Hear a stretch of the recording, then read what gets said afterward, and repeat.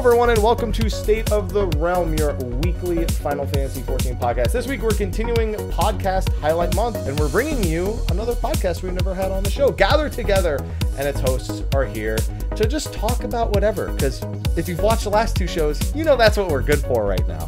Although we do actually have some news that we could talk about, so maybe we'll dive into that a little bit. Anyway, I'm one of your hosts. You know me. You don't care. Mr. Happy. No one cares about me. Sly, they care about you. Sly, appreciate. Do they? I care about you, and I'm gonna take the way I feel and make it their feelings. Oh, well, thank you. I care about you too. There you go. Oh, thanks, man. And we will never say that again on the rest of the show. All right, and then of course we have our two guests, two people who have never been on the show before. We've got Rubicon Vale and Yelta. How are you, both of you, doing? I didn't know which order to go because my cameras are all like funk, so it's like slides below me and you're there, and I'm like, how do I want to do this? Ladies first. There you go. Okay. Hi, I'm great. Doing really well. Simple enough. There you go. Now you may speak, Rubicon. Thank you very much. I'm doing well as well. Thank you. Excellent. Well, glad to have you here. Sly helped arrange a lot of the things we're doing this month, and he really wanted to bring you guys on, and I agreed. So we're really glad to have you here. There's a lot of great. It's actually before we get started with the sponsors, it was really hard picking people, to be honest. There's so many podcasters we are not going to get to in the next in the month. We could probably get to a few more, Sly, but we're starting off strong. There you go. Yeah. Apologies if I'm a little on edge today. I'm drinking. I had like a random anxiety thing before we started. It was weird. I don't know. Maybe it's just hype for PSO2. I don't know. Maybe. You shouldn't be too hype because you need to go to sleep. You need to get some sleep. Yeah, we'll see about that, Sly. We'll see about that. Yeah. Well, before we get started with the show, we got to, of course, shout out our sponsors. Steel Series, sponsor for years now. I'm almost tired of saying it. I feel like everyone knows. But you know what? I got to say thank you. 12% discount code in the Twitch chat, !Steel Series. On the YouTube video, it's in the description. But there's also a free monthly giveaway. And why would you not enter that?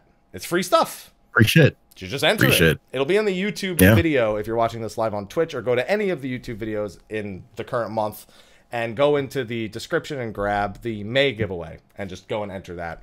We also have our Patron List, which is, I think, I always have to look. Is it this way? There we go. There we go. Yeah, it's that way. Because it's this way on my screen. No, it's this way.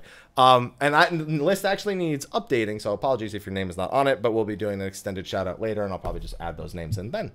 Now with that, Sly, I'm actually going to need you to take the start of the show real quick as I mute myself, because in my haste to get myself together for the show, I didn't tweet out that we were live. So I'd like to do that right now. And so I'm going to mute myself on both the call and there, so you don't have to hear me clickety-clacking. So I'm going to let you start this one off, Sly. That sounds perfect. Well, Ruby and Yelta, I've known you for quite some time, and it seemed only natural to have you on the show. I knew you even before Gather Together. So before we even get into the podcast side of things, because we always like our 14 origin stories, how did you get into 14? Ruby. Oh. Either one's fine. I don't mind taking it away. Take it. I've played MMOs for a long time. I wouldn't call myself like strictly an MMO player. I was big in Final Fantasy just back in the day. The original. My first game was Dragon Quest RPG, and then I quickly moved to Final Fantasy, and I was in love with Final Fantasy from there on out. So of course, you knew it was going to get said. Final Fantasy 11. Everybody in their mom played Final Fantasy 11. So except me. One day, Sly. One day. So I was into it pretty heavily with my brother, and then years go by, and 14 becomes announced. The 1.0 is announced, and I'll tell you what really hooked me into Final Fantasy 14 was the music. I I got a hold of that alpha soundtrack when everything was just labeled like 01, 0A, 1B. You didn't know the names of any of the stuff.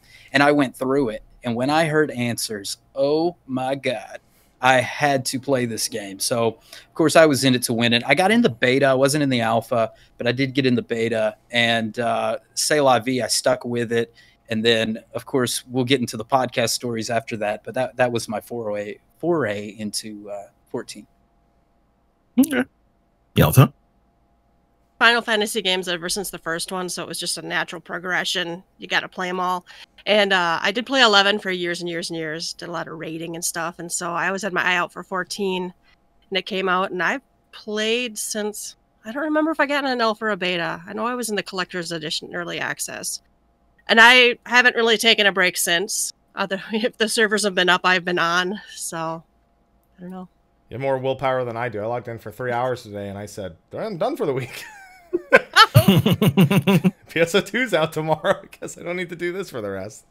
Sorry, it's going to come up a lot because it's happening tomorrow. It's unavoidable. Yep. It's going to be 11 PSO2, and then I guess we can talk about Final Fantasy 14 a little bit. You know? I guess it's a 14 podcast. I guess there was a 14. Don't forget, there was the 14 collaboration with PSO2 that we don't seem to be getting, but it existed. True. Yay! Thank you, by the way, for taking the start of that, Sly. It has been tweeted. It has been retweeted, as I saw very quickly. Hey. And it's good. Now, you were about to continue, though, so I won't mess up your mojo. Keep going. Oh, thank you. Now, when you started in 14, because, big, theme park MMO, what was some of the content that the both of you gravitated toward? Take it, Yelta. I don't know. Leveling up, finding friends. That was like the first thing. It's just I was 11 players, so the first thing you do is find people you're gonna play with. Who's on at the same time as me? Who will come when I call? Who can I go help? So just getting leveled up, and then all the end game stuff we could find. Which, well, back before Realm Reborn was basically Garuda and what was the name of the last fight? Riven Road. Yeah, Riven Road. Yeah, I did that, but I don't know. But then for a Realm Reborn, tried to meet up with some of those other people that I got together with during 1.0, and again, we just did everything. Coil was like on the top of our list, being 1.0 players, so we had to do that. I didn't know Ruby back before Realm Reborn, though, or we weren't on the same server, so. No, that's an interesting story too. I mean, to answer your original question, the stuff I got into was guild hests, or Bahas, or whatever they were called. I don't standing around. That's not an answer I expected to hear. I mean, we cannot be talking about guild hests. I refuse to accept that. Yes. Oh yes. Oh yes. Lots and lots of time in caves hitting that guild hest thing. We did Hamlets. Yelta and I have talked quite a bit about Hamlets.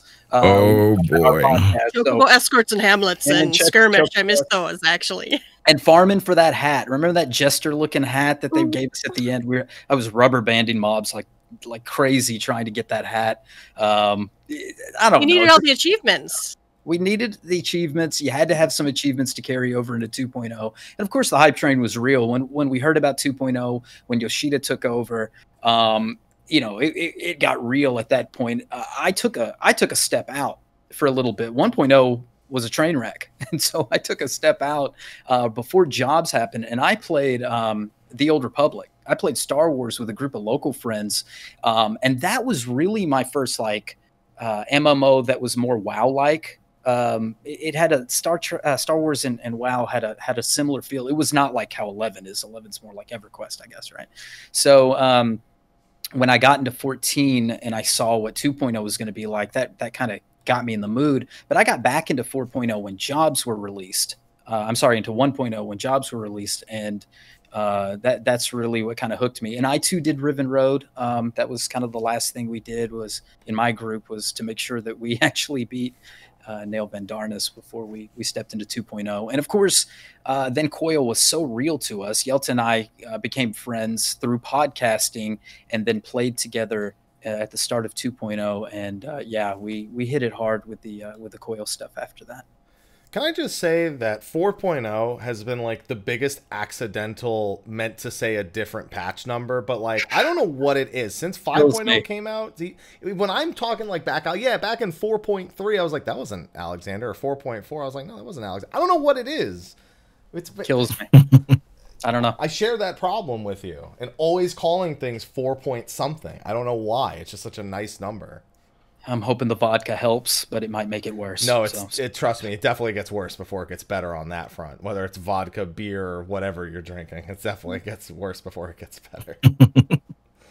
I actually wasn't sure what your 11 backgrounds were, because a little bit of a fun note for everyone. Essentially, all of our show notes for the last 3 weeks have literally been like the exact same talking points, because that's what the shows are going to be about. You know, we want to learn more about your history with 14 and the podcast, and I left an 11 aka history with 11. And I left this break into 11 talk, which Sly wrote down in there, and I was just like, I guess I'll just leave it. I don't need to remove it. And then sure enough, background with 11 happens every time. It never fails. It never fails. Whoever we have on here, they always have kind of a link to 11, and I'm the only one without that link, so I have to ask it, because Sly, earlier I said one day, and you said one day, and I'm like, after last week, I'm amazed to hear you say that. Yeah. Now, you mentioned that the both of you didn't start out on the same server. What server were you on back in the day, and what server are you on now? Like, shout out your home. Shout out your hood. Yeah. Oh, we on Excalibur now. That's Excalibur. Oh, boy. Excalibur was around 1.0, wasn't it? It's one of the ones that survived. Right? It didn't get like. I think so. Yeah, it's a legacy server. Idiot me. Yeah. Well, like some of them got like I was on Bodum at 1.0, and that got merged into Excalibur. So. Yeah, I was on Cornelia, and that got merged into Rendil, I think. I can't remember. Probably not worth remembering. I have totally erased mine. It was some Final Fantasy 9 name. I'm fairly sure. Lindblum, maybe. I don't know. Windbloom. Maybe I was on Windbloom. No, I'm pretty sure it was Bodum. Now I don't remember. Again, worth not remembering as far as I'm concerned. Bodum sounds cursed. It's 13 related, right? Yeah, I think that's right. And which is weird because I wasn't really into 13. So I don't know why I picked Bodum. Topic. Yeah. What about the starting job? Or class, I guess even. I guess you should say if you played 1.0, the first class you played, and then for 2.0, the first job you played, because it's very different. Yeah. Yelta, were you a conjurer? I was a conjurer. I'm a healer main. I started healer. I did start 2.0 as black mage though, because that's what my group needed. So when 2.0 came out, I started on Thaumaturge. Based on this, the stitching behind you, healer conjurer made a lot of sense. Some white mage love, yeah. And as you pointed out before the show, I can see the dead party members. The dead guys. Yeah. She's a great healer. No, the idea is that I saved the whole party here. Yeah, you were the last one alive. Is the point? There you go. That wouldn't be abnormal for me. So. Honestly, it's pretty true. Pretty true. I've played with the Yelta for a long time. I started as a thaumaturge in 1.0. Quickly learned that the healing on thaumaturge was pretty good. That conal versus the circular healing. I really enjoyed using cures on thaumaturge, but I played that throughout, and then I think I beat Rivenroad as a thaumaturge. But it's funny because Yelta and I have played for a long time, since 2.0, right? We started together. When we played together, we swapped roles. I became white mage, and Yelta became black mage, and that's what we beat Coil as, I believe, those two roles. And the one turn. Yeah, and then we went through 3.0 on the same jobs, and then did a switcheroo in 4.0. I went to Summoner, and Yelta took back the role of healer, and we've kind of kept those roles ever since. God bless you and your Summoner soul. Listen, there are good times and bad times. Okay, the bad times are the 0 patches, and the good times are the 1 patches. And they tend to overdo it with Summoner. Like they're like, "We're sorry, you think we screwed it up," and that's why I play, because I'm terrible. And I thank you, Yoshida.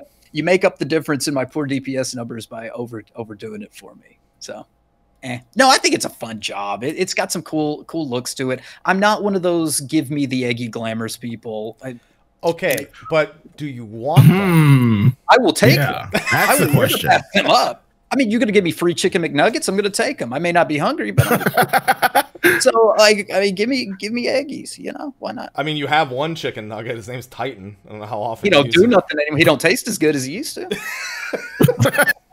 It took my sauce away. I honestly, that was so clean that transition into that. I'm actually just impressed at how well you got to that punchline. Hey, listen to the Gather Together podcast. It's a good time. It is a good time. It's a good time right now. Oh man. I don't know what else to say. I feel like we could lead on that, Yelta, because we got a big history of what we do. You guys are welcome to ask any questions, but we've been doing this stuff for a long time. I mean, we started off apart, and then we got together. We started together with Sequence Break. I don't know if you guys remember. Sequence Break. I remember Sequence Break. Yep. We were part of Sequence Break. Yelta came in when I stepped out. So I mentioned I stepped out during Star Wars because I didn't like 1.0. Yelta was brought in, and she podcasted with that bunch until I joined back after jobs were added and the hype was real in 1.23. And yeah, then we stuck together. We were a 5-man podcast, which that's pretty interesting. I watched last week's episode with 6 people on it. You guys did a hell of a job, but 5 people we found was pretty clustery at times. I don't know what your opinion was, Yelta, but it had some moments. I just got drunk and I don't remember much of it. Oh well, so Yelta's got a plan. So it was a 4-person show. Plan for everything. Just drink till I can't hear it anymore. Yelta she slurs during the whole last half of any of those episodes. There are a couple of those episodes that are pretty embarrassing, actually. If you go back and listen to them, I'm like, I can't understand my English. Honestly, when we do patch note episodes, I'm like, Yelta, let's not read all the notes. And then about like an hour and a half into it, we're reading all the notes because we're just sloppy. Yep. It just, I don't know what else to do. It's now we're doing 5.3 coming up. Sloppy. Well, later in the show, there are actually some tidbits we could talk about. I don't know if you guys have been paying attention because I actually hadn't. They've been doing live letter reruns on YouTube, but Yoshida's been in the chat talking to people, and he's answered a few questions about a few things coming up. And so we will actually, if we have time a little bit later, we could actually go over some of that. It's good. Ask your questions. We'll answer anything. Oh, you kind of stole the thunder and answered the next question I was about to ask. Go for it. We can expand. I'm sure. Yeah, because the notes are starting gathered together. That's what we have. Yeah, because like you said, I knew both of you when you were Sequence Break. Now, what was the decision to kind of create Gather Together? How did that happen? Either one. I'm They're waiting both to see. too polite. They're not us. No, I'm waiting to see how much we'll Yelta talk over each other. Both of them are just. We were I just don't know. kind of done with Sequence Break. My time was done, and I was not willing to keep going over there. So, I don't know when I left, and I don't remember. I don't remember if you left before me. Did you leave before me? I think it was the last. I was the last one. The door hit. You were the last one to leave. Well, because I was because we were already talking. Oh man, we should do a podcast. You, me, and my sister Kurenai and I. You, me, and Ruby. We should do a podcast. And you're like, yeah, I'm coming. I'm going to quit. And then you kept going, and I'm like, he's leaving me high and dry. It's funny when you say you're the last one who left. I just imagine going live for the podcast for the week, and you're like, hey guys, welcome to Sequence Break. You just sit there on your own and be like, so I'm gonna go now. What do we do? Please listen to my show. I never said goodbye. I left my message on Twitter, I think. I'm like, I'm done. There were 5 people. There were 3 people who had 3 different reasons to step out. That's why I paused. I wanted to hear what Yelta had to say before she mentioned. One of the people who helped us early on as our editor, he stepped out early for a personal reason. Yelta stepped out, I think, for maybe a family reason or something else. And then I too had a personal reason that was related to my wife. So I was like, you know what, let's do something else. And we took a pause. There was not a plan for us to say, we're leaving this one and starting something new and taking a fan base with it. That never crossed our minds. It was never our intention. But we went like 2 or 3 months, and it was like March, I think. We might have stopped like November, December, and then it was like March, and we were like, oh my God, we got to podcast again. I'm dying to do something. And so our podcast and Free Company history are intertwined. We podcasted with people within our Free Company. We left a different Free Company and created our own Free Company, Yelta and I. And through that, we also formed our podcast. So Kariri Sumasu, Yelta's sister, and I had a 3-person Free Company, and we had a 3-person podcast. And we started off just, we're going to do this for fun. It's just all fun. We want to talk about our adventures in Eorzea. And our motto has always been, when this is not fun anymore, we're going to stop. We're not like big into major promotion. We don't do like a whole lot of stuff. In fact, the last time that we did a compilation with you guys, I hardly remember it. We were at the Limit Break Radio after party. I'm not surprised. I was going to say, I have a feeling I know where you were. And we talked for almost 3 minutes, because that's how much time they allotted us to do that section. And I was 3 sheets to the wind. So we all were. Kudos. I wasn't. Keep your head up. Responsible. I don't know. There were 3 of you each at that moment. Stay in the Room suddenly had 6 people, but still only 2 hosts. Right. I don't know how. But that was a great time. But we don't do anything just major stuff. We just have fun. I think that's our motto: have fun. And as soon as we're done having fun, we're done podcasting. But from my 11 background, I always wanted to podcast or do something that was relevant in the game, because I felt like I was behind in 11. Like I was always reading somebody else's guide. I was always doing research for something, and I didn't feel like I had a good grasp on the game. And in 14, I promised myself, hey, I want to stay on top of the news. I want to stay on top of everything, so I feel relevant. Podcasting was a natural link for me. I wanted to do that to stay relevant in the game, and it kind of feeds itself. There's that podcaster guilt where you're like, ooh, I hadn't played. I need to play. Let me tell you, Sly does not have that guilt. Sly has been playing so many games that are not 14. It's tough right now. He just keeps up. I mean, I only play it like 3 hours a week right now. Because I hardly get the chance to, otherwise, when there is actually content. So like when we have lulls, I take the lulls full stride. Like there's no content right now, nothing going on. Okay. I've been work on my backlog. Yeah. A lot of games. Yeah. I started a whole second character and got her all the way through Shadowbringers. I didn't get into Shadowbringers, but I know that feeling, sort of. But I started with my blog. Kariri and I had a blog. That's how anybody even wanted me to be on the podcast. Yeah. We blogged for a long time. All through 1.0 and into 2.0. Now this was a 14 blog? Yep. It was specifically a 14 blog. Was it done through the Lodestone or another site? No, it was a Blogspot blog. It's wow. Yeah, it's just Blogspot, good old days. Yeah. We did it for us, though. Kind of has always been my, like Ruby said, we're doing it for us because we like it, not for anybody else. Don't worry too much about how many people are listening or whatever. We hope someone likes it. Yeah, no. We got some people in the chat who are repping big time. So you got that wish. That wish is more than come true. You got that love. I see that love in the chat. I've been checking. Appreciate it. Appreciate the love, y'all. You guys have way better. Like last week, I went to tell the story because I thought our story was good, and I was like, "Wait, this story isn't that good."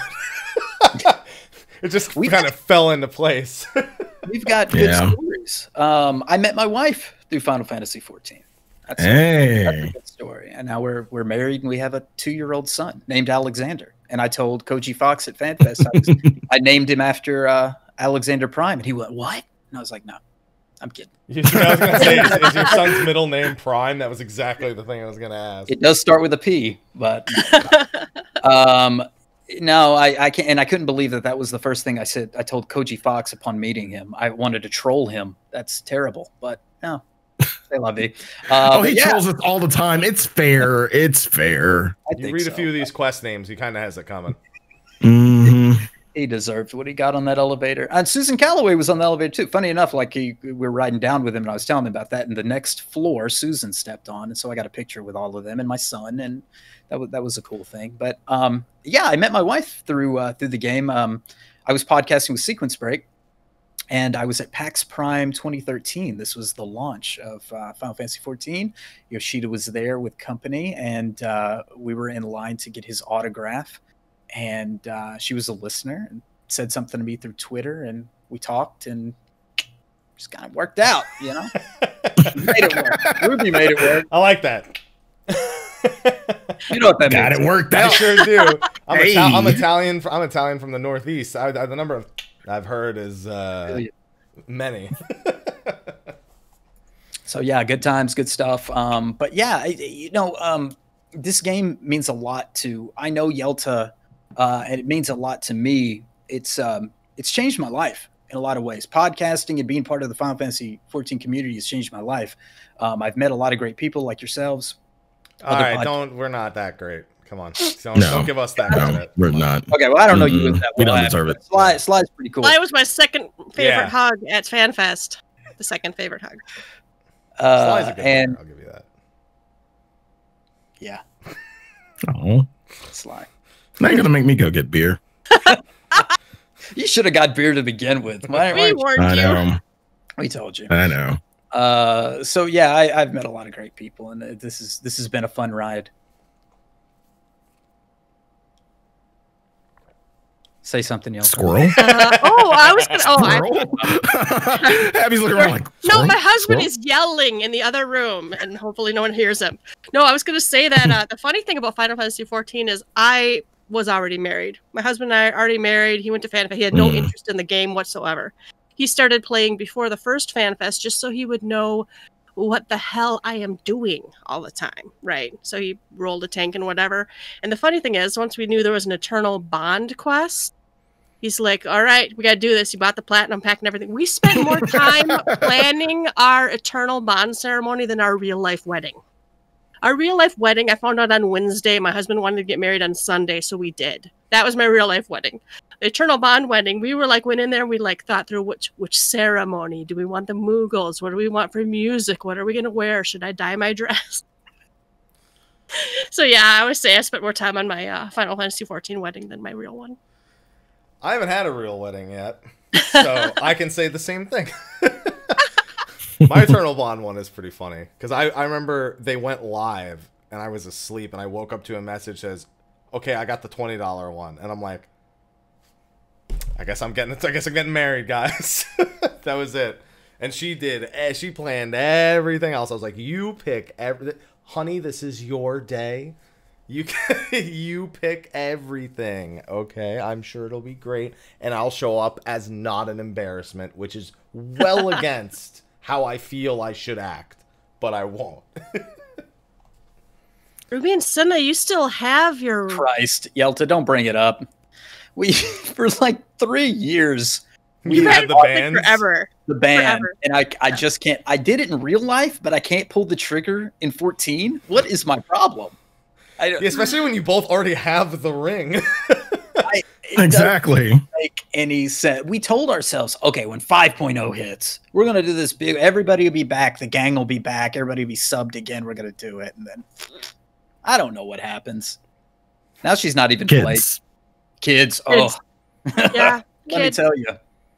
Do cut into your playtime. Before you ask, or cats, which we have both. Before you ask how much raid time I've been in, it's none, because I got married, got a new job last year, and then had a kid the year before, and it's just been one thing after another. When I say 14 has changed my life, it has, and it's been for the best. But those life events kind of gets in the way. Can I say that? That sounds terrible. It's a weird seasonal event that you have, it seems, in real life. I'm just waiting for that little gold farmer to get old enough to hit the space bar or whatever I need him to do. Hey, go. Hey, isn't that pressing that button fun? Okay. Yeah. Now press it 4 times and then see the other glowing light. Yeah, this is how you walk over to the other glowing light. I know we'll get to this, but Animal Crossing, obviously everybody's playing that. I got him to not me. It's like, why are you here? You don't play 11 or Animal Crossing? Thanks for the invite, though. Appreciate you having us on. So my son runs around on Animal Crossing, and I'm trying to teach him how to use the controls so he can water my flowers. But I'm afraid he's going to pluck them. Yep. So I can't do that just yet. So it's a process. This is parenting 101. If anybody needs any advice. Right. I sold turnips today. I got to put money in the bank. Oh, what's up, Maximum? Oh, my villagers call me Maximum. Sly, that's my nickname. Maximum and Funky. They also say Que and Kupo when I talk to them. I haven't befriended enough to. Only one have I been able to change what he calls me. I have too many hours in this game. Sly, if you could wager a guess, Sly, how many hours do you think I have in this game? I have a number. Is it 3-digit? Yes. Sly, it came out March 20th. Of course, it's 3 digits. Hey, I don't know. 250. 250. Not even Too close. Low. Not even close. Go up. Go way up. Come on. 600? Closer, but now you're a little high. 5. 50. 74. 30. This is almost The Price is Right. Yeah, I know, right? How much was the previous guess? 500. 501, Bob. $1. $1. No, you got to go up by 1 because it completely eliminates the prior person from even winning. You got to. You always get that one idiot that puts $1 just so they, if everybody else overbids. Yeah, I'd definitely be the guy to be like $1 above someone else because you've eliminated them unless they got the exact price. Pretty much, they can't go forward. And you just do it every round. I don't even care if I win. I just didn't like you when we were walking in here. I hate your face. I want you to win nothing. That's all. That's my only goal here. All right. I need that new washer and dryer set. Oh, what were we talking about? I don't know. We started talking about Animal Crossing. Animal Crossing. I didn't buy turnips this week. Sorry. I sold turnips for $5.56 a piece, so I had like 2.2 million. That's good. That's good stuff. I haven't paid off my basement yet. And I heard you got the blue rose. Yes, so we got a blue rose. I have 2 of them. Now I'm waiting on them to multiply so I can plant them every. I too got my blue rose just the other day. Ultimate tangent, Sly. But it'll stop me about Animal Crossing. Have you played Sonic Adventure 2, Sly? Of course. The Chow Garden has like crossbreeding and stuff. I need that. Yeah. Okay? It's like that, but for roses. All right? Just imagine that they're chows. All right? Crossbreed them. No. No. Even though I do remember it. And yeah, I spent damn right you do. I spent a ridiculous amount of time in the Chow Garden. I'm waiting for that mobile version. Give me a mobile version, please, Sega. You gave us PSO2, now I just need a mobile Chow Garden. That's all I need, Sonic Team. Just make it happen. Okay. So, going back to talking about Final Fantasy XIV. I think where we were on that topic was about having fun making the podcast. Wanting to do it, making fun, and how much it's changed your life. That is where we left off. Yes. With Final Fantasy XIV and the podcasting. See, I got us back. Yeah. Hey, good job. Thanks, man. Yeah. I thought you were going to continue when you did that. Like we go on a tangent about fucking Animal Crossing and then back to 14. Yeah.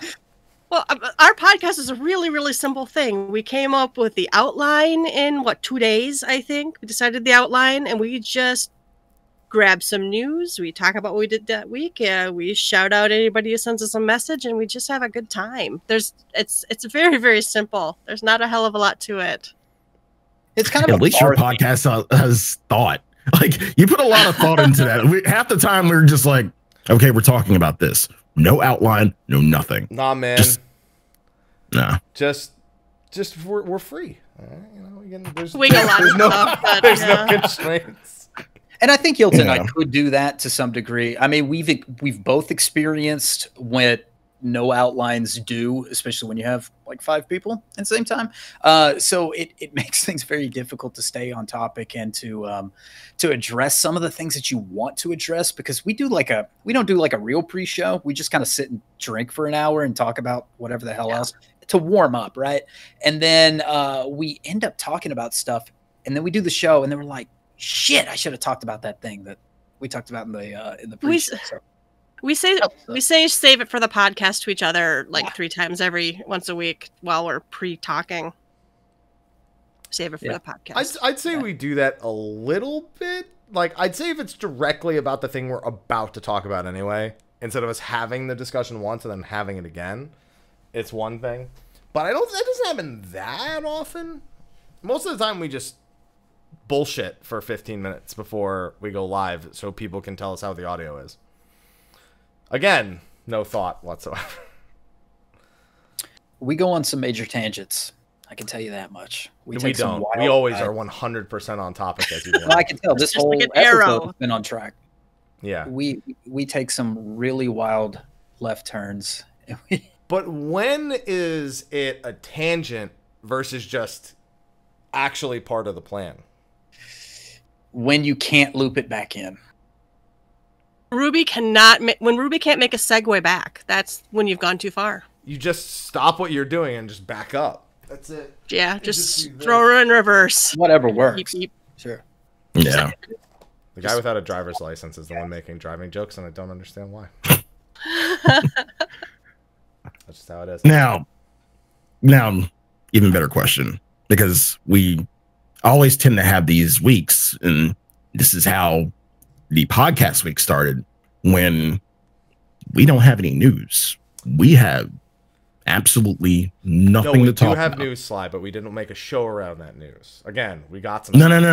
I'm just talking in general, like weeks we don't have news. That like, happens. Oh, Yeah. Yeah. That definitely happens. How have you dealt with that in the past?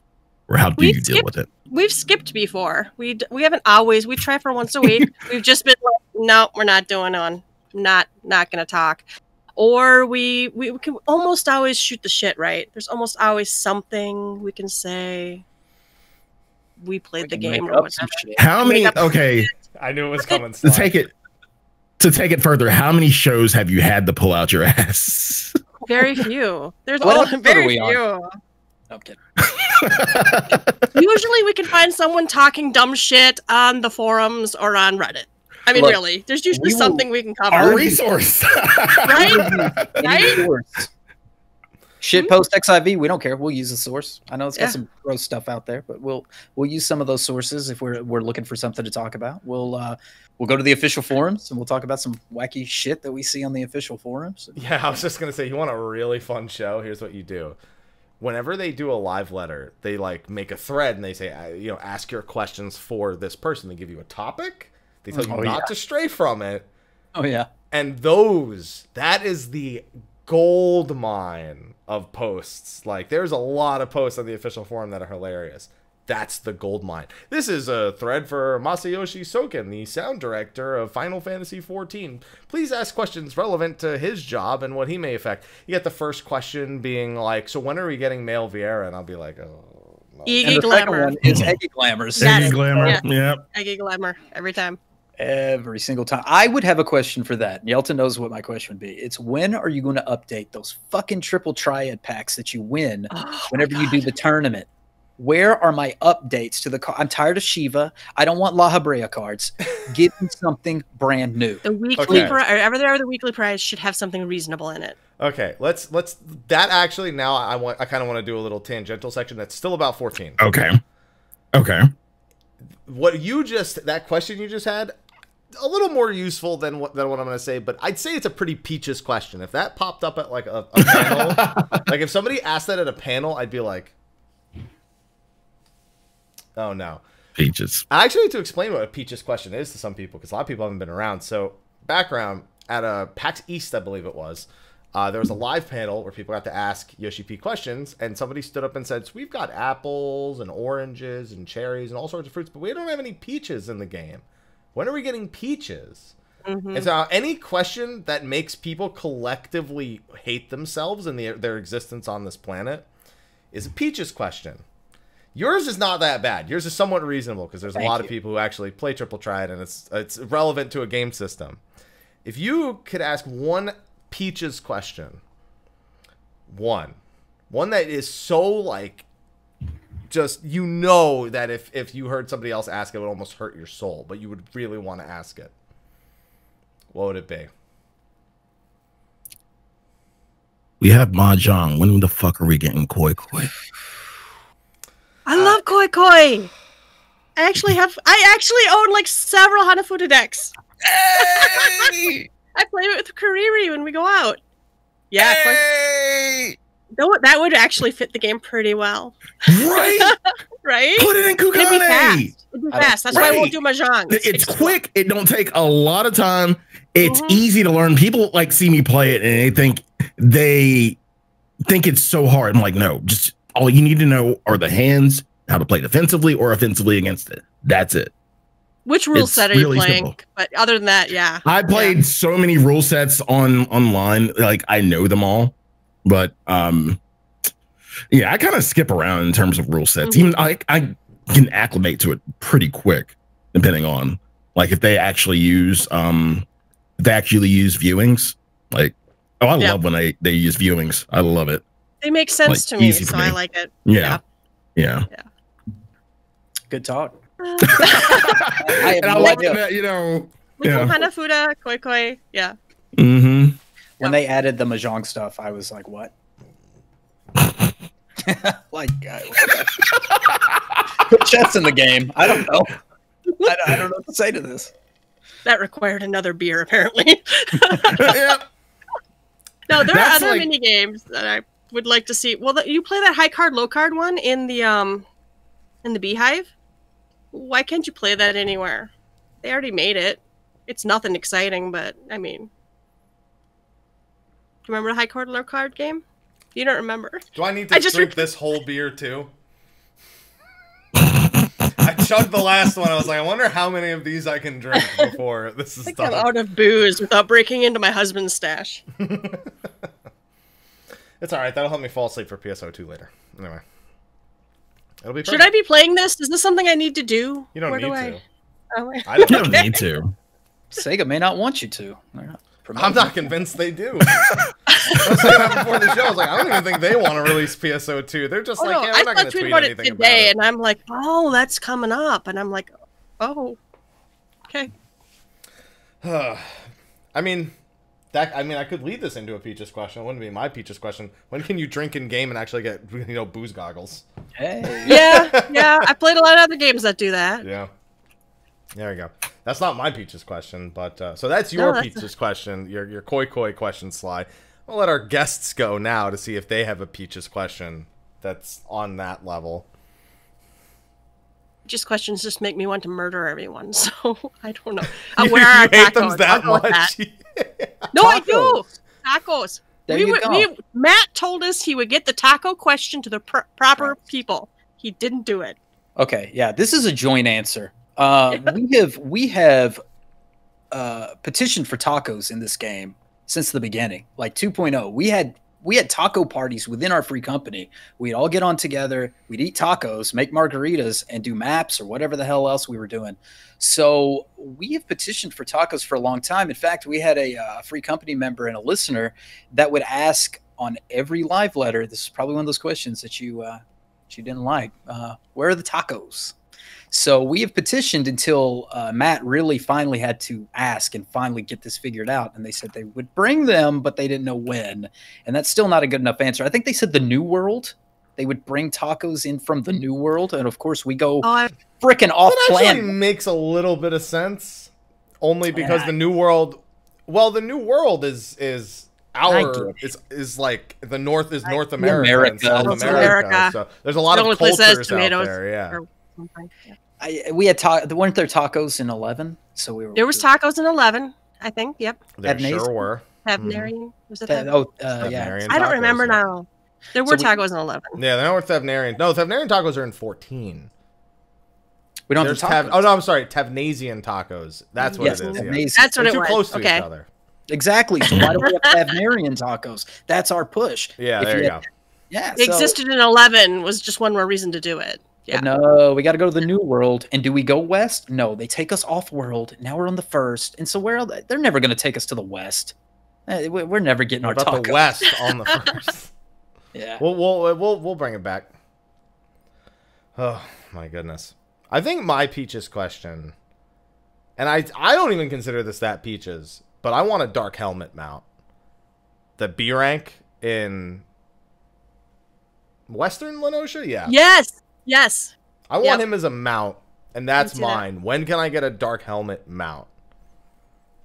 So, given the opportunity, I will ask this, but it'll be my Peaches question. And I'll call him Bill. Well, in 11, I use a crab mount. That's the main reason I want it. And I call that mount Bill. And so, I need Bill in 14. Yeah, it's the hermit crab that lives in a helmet. It's perfect. A helmet, yeah. It's literally the best thing they've ever made, and they've done nothing with it. And it makes me upset. I thought they were going to do something with it, honestly, when I saw the hunt mob. I thought that was I'm asking. there. I'm going to send them an email like tomorrow and be like, hey, listen, I need to know about this. All right. The forum needs to ask us, what is your Peaches question? Right? And everybody could give us one place to put all of them. If you could ask us one, really nobody wants to know the answer. Yeah. But, oh, there you go. Your cat's way more agile than mine is. Oh. Mine would not even, not a chance in hell my cat could make that jump. He would break the chair, his 17-pound ass, before he'd ever. Yeah, our boy cat, her dad would, make me fall over. He wouldn't even try Aloha. He just destroy everything in the process. Oh man! All right, well I felt like that was a worthwhile tangent, even if it made me chug a bottle of beer. Now I got burps because of all the carbonation. That's why I don't normally just drink beer like that. I sip on it a little bit, enjoy it. But nope, this is what you did to me, Sly, with your fucking koi. Hey, Koikoi's off the chain. Sly, I found another person who actually knows I'll make you a deal, Sly. I will be okay with you talking about koi if you're okay with me talking about Animal Crossing. Both have associations to Nintendo. Nintendo used to make koi cards. See, there you go. Mm-hmm. That's our Venn diagram. Yeah, the Venn diagram cross. Yeah, there's overlap. Koi, Animal Crossing, Nintendo. Do we have a deal, Sly? I'll hesitantly shake on it. So I like to see. This doesn't work. This is social distancing handshaking, and it's not working at all. No. So we were talking a little bit about like these kind of shows where it's just like there's not really anything to talk about. You said you've skipped shows, but outside of just the podcasting, how are you handling like the content drought? Like, do you have still kind of a reason to log in? Like, is it a social reason? Is it raiding? Is it anything like? I know you said you don't raid, but I mean, just as an example, anything really. I mean, I'll shoot. Yeah, just to socialize with friends. I would say that lately I've been more off than on, only because there's other resources. Like we use Discord to talk. We use other things, and we've been sharing each other's islands. So Yelta's been on my island, I've been on her. Animal Crossing, right, and other things. So there are other games that we've played that we've crossed over to stay relevant and stay in communication with each other. 14. I was playing a lot at one time with my wife, which my wife's not playing currently. She logged in for the, I think it was the 8 days free that we just recently had. Yeah. And I played together with her to get her caught up on story stuff. So yeah, it's really for me about community. When that raid bug hits, and I still have the raid bug, I still like to progress. It just doesn't seem right to play a game without some sort of progression. I don't get it, right? So whenever that bug starts to hit me again, I know that I'll be back raiding. I'm just waiting for that good time to line up. But I know there's always a spot because I stay in tune with our friends in the free company, and yeah, it's a good relationship. So that's why I log in. Yelta? I've been logging. I got everything to 80. I did all the EXs. I think I'm missing one mount. So other than I did some Savage, but I then got a few relics. So then I'm like, I don't know what to do now. So like I said earlier, I had a old 1.0 character that was a level 5 monk or pugilist, and I took her all the way through Shadowbringers just this last weekend, and I'm leveling up crafters and gatherers on her. I'm in a whole different free company, which is all like new and returning players. Honestly, it's very, very interesting. It's a lot of people who don't know much. There's a handful of vets who are kind of doing the same thing as me. Right, they have a main maybe on another server, and that they're just kind of feel like they did all they really wanted to do. Don't get me wrong, I've still got achievements. I'll log in and do my garden and working on some achievements, but for the most part, it is tough. Now we do have the Moogle event, so I do want to get the neck piece because that's the only way you can get it. I think I'm missing one of the minions too, so I might pick her up too. So other than coming in doing like an MSQ roulette and logging back out, that's about it. Chat beat me to my own questions. Like, you said, wait, you brought it through Shadowbringers this last weekend? I'm assuming you would have had to have skipped in order to have done that. No, I played it. No. I didn't do the entire thing this last weekend. No, I'm sorry. I wrapped up over the weekend. I don't remember when I started her. Okay. All right. Like a month because ago, maybe. I heard the same thing, and I was like, No. I know I go fast, and that seems insane to me. No. And in fact, I read all the quest dialogue. I watched all the cutscenes again, and as someone who played when 2.0 first came out, it was fun. It was kind of even that little boring stretch. I'm glad I'm not alone in that, because I did a restart series where I was like, well, I know they're changing it in 5.3, so let me see how painful it was. And I was like, wait, this isn't painful at all. I didn't find it painful. No, only a few parts. Like, there's still definitely a few parts where you're like, really just, this is clearly getting cut kind of moment. But like, you kind of just like, everything else, okay, I'm glad I'm not crazy in thinking that actually wasn't that bad. Playing, at least for Realm Reborn. I haven't done Heaven's Word or Stormblood again. Yes. Heaven's Word. What about it's good, but that wasn't the question. Realm Reborn was the fear. That was the one that had the fear struck in me. I don't think I would have any fear of a Realm Reborn. It's Heaven's Word that was that one slow for you? One particular part. Oh, the Moogles. Yeah. That's not that bad anymore. Knocked that out in an hour and I was done. I don't know. That part's not that bad anymore. It's not that bad. I mean, it was never really that bad, but it was so useless that it's just like, that's how I feel about it, at the very least. That makes me happy to hear somebody else enjoyed A Realm Reborn. I can't wait to see what it's like when they change it, when we can fly over the whole thing. Well, and I might do. I have a third character I'm thinking about bringing up. I've got 3 legacy characters. People get on me about my characters.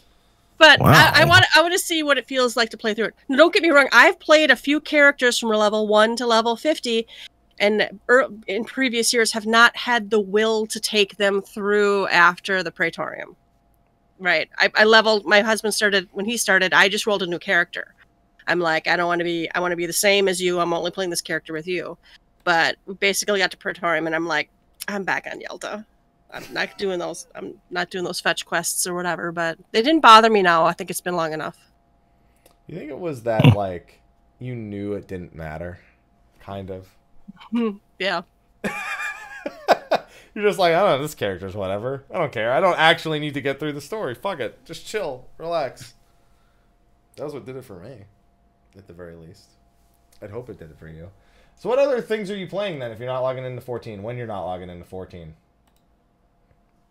Animal Crossing. Just say it. Just say it. I mean, you know Animal that. Crossing. I just downloaded Dead Space. Somebody told me I should play it, and that's kind of that's just creepy. Dead Space is pretty cool. Yeah, it's kind of creepy. I'm not that far in yet. I had to Google controls because I couldn't figure out how to stasis a door, but I got it now. Okay. Yelta bought for me a couple weeks ago Thimbleweed Park point and click adventure. Totally destroyed so that. Oh, it's so good. So good. I'm old. Thimbleweed Park is so good.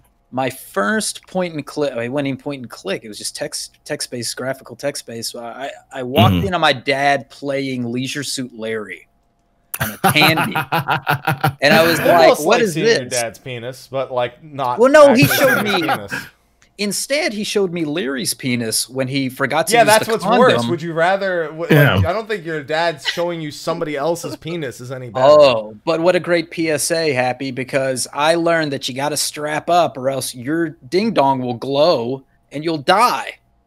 So, yeah, that's what I learned at age 9 or whenever it was. Literally. Yeah. It was a fucking game, and I got into point and click and all that stuff, King's Quest and all that stuff. How do you go from Leisure Suit Larry to that? I mean, you just do. You just do.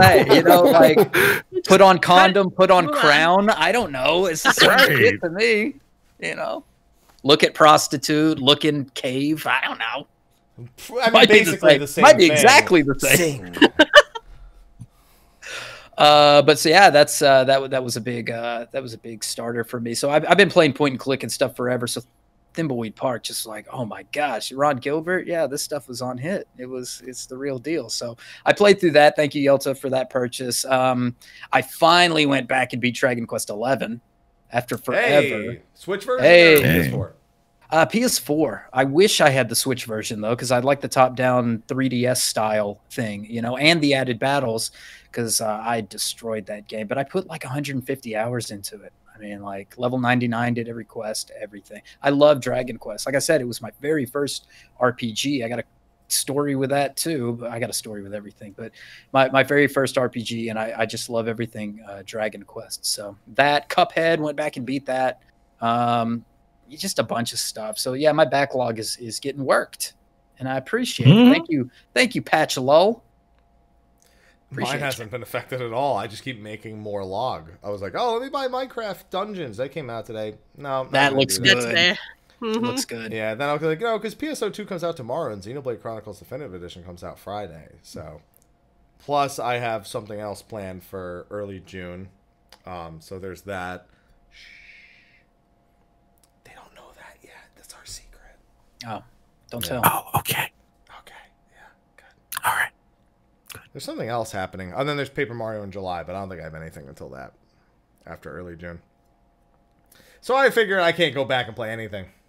Because it won't happen. 11 is the closest thing I can go back and play. Technically. Don't... Wait, Sly, what was that look? Listen, that's how I feel when I'm playing it. But at least it keeps me busy. I haven't gone back in God knows how long. Yeah, Crystal Chronicles soon, TM. Yeah, good luck. They haven't said shit about that. Back, but not on an official server. It was locked at... Can't remember what now. I can tell you what... I know what level it was locked at. I can make a very, very reasonable guess. Oh, man. Okay. So, to talk about the content drought, got derailed a few times. That's all fine. But believe it or not, there's actually been news popping up over the last few weeks that we have not covered on the show. That I just, quite frankly, didn't see. Probably because I just expected there was nothing. I didn't realize this. I mentioned it earlier that Yoshi P was just like throwing little tidbits out there from these live letter reruns. Now I got to pay attention to these live letter reruns because I can't read the chat, but I can read the translations that come later. So I figure we might as well take a little section of the show and talk about some of those things because there's 4 different reruns that cover a bunch of different information, like 4 or 5 points each. So the first one said there's going to be a new stamp function for G-Pose where you can put stickers on the pictures, essentially. You ever see like Instagram posts where people put like the emotes? That's how I interpret it at the very least. No, it reminds me of a photo booth more than Instagram a little bit. Well, I just remember when I went to Japan, a really normal thing, people would take pictures, but they'd cover their face in the picture when they posted it on social media. That was a really like normal thing. So I kind of imagine it like that in a sense. They said that a lot more social features are actually going to be coming in 5.3. There's going to be a lot more lifestyle adjustments from like 5.3 and a few more things. That they listed it as one of the things they were doing without them doing like a deep dungeon, for example. They they said we've already done a bunch of deep dungeons. We're going to focus instead on a bunch of lifestyle related stuff. Do you think things like this are kind of valuable in 14? Do you consider that like kind of almost parroting general social media like that within the game, if that like really works? I'm not a super big fan of it personally.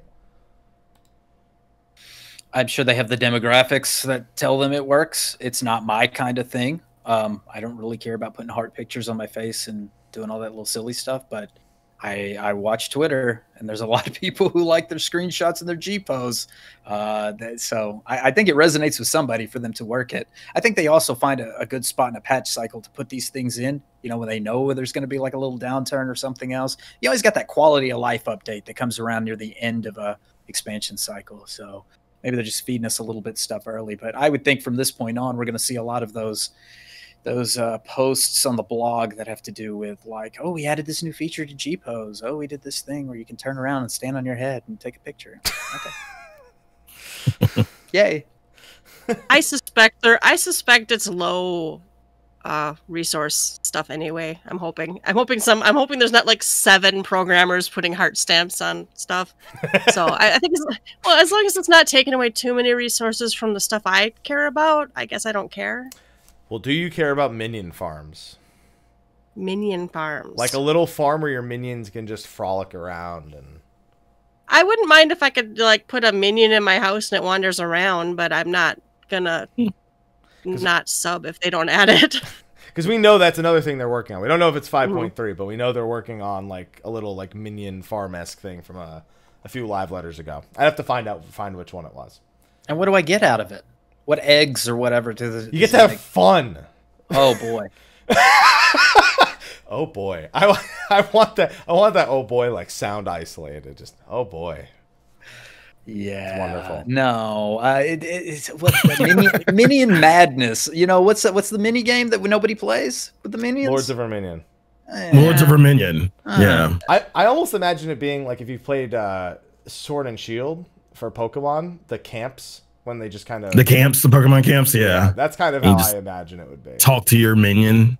Yeah. Or pet it. Let's put our minions in camps. That sounds good.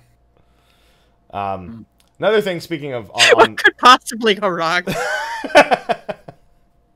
Another thing that they mentioned is devs tests on having housing that doesn't have supporting pillars. Now they're starting to make modifications to like really the customization on the inside of housing. I don't know how much that matters to you guys. I don't. It's not much for me. I don't know. I think it would matter for a lot of people. A lot of people really like. They do all sorts of weird tricks to hack up, you know, floating stuff. Yo, speaking of that, another streamer, Very Merry. I was watching him. I think he went into his apartment, or he was in I think maybe a free company room. But he was able to clip them in such a way that they went out of the bounds of the apartment room and up an invisible staircase to like just like some like random thing. It's like way, way out of bounds. It was ridiculous looking. And that's Stairway to Heaven. Literally. Well, it was hell, probably. But it was going up, so I don't know. I'm not sure. I thought that was a highway. Oh well. That was a you highway. Take the stairway to get to the highway. Okay. Yeah. There you go. They talk about not patenting the cross hotbar function because they want other games to use it and expand the genre. It's not a very... That's a good idea. It is a good idea, but it's not a very, like, business-focused idea. It's surprising, is what I'm saying. Most businesses are like, that's ours. Yeah, it feels very open and welcoming, honestly. You think you think that was in a gray area that they couldn't quite do it? What I was going with. Yeah. So we make it open source for everybody. You didn't really invent it. You just kind of iterated on a concept or something. Yeah, I can see them being maybe not able to patent it anyway. So, but I'm glad they're letting it's an excellent system. I'm glad that the rest of the world can maybe use it. And we're starting to see a lot more MMOs go to consoles as well. So it definitely wouldn't hurt. Yeah, I mean, PSO2 came out on Xbox before. There's rumors it'll come to PS4. We've seen Elder Scrolls Online. I'm sure there's a bunch. It's hard to really nail them all down. But I've seen a lot of games outright just copy like the exact like functionality of the cross hotbar. I feel like that would have normally been grounds for legal action, but they just said no, go nuts. Want to see it more. And the last thing from this first bit was there might be new merchandise, like a mug. Yeah, boy. Listen, I just bought like a 2-foot big Tonberry that gets here at the end of July. So I listen. There's some things that they sell that I get excited for. I got stuff in the back. I mean, I feel you. I wanted that scarf at one time. I didn't want to say like subscribe now or whatever on it, but I wanted like the 14 scarf they were giving away at one of the conventions, but I don't think they're ever selling that one. And then there's been like the shirts Yoshida wears, like that cool Black Mage one he had, and I don't think they ever sold that. So there's some stuff that's out there that I'd love to get my hands on. Then I missed the Dragoon jacket.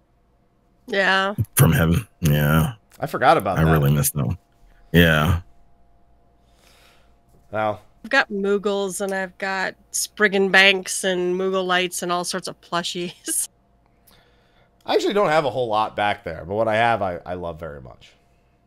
I've just got like a few plushies. I mean, I have the Cloud on a motorcycle. I suppose that was an expensive collector's edition. So, Yelta, do you I have all? Satan.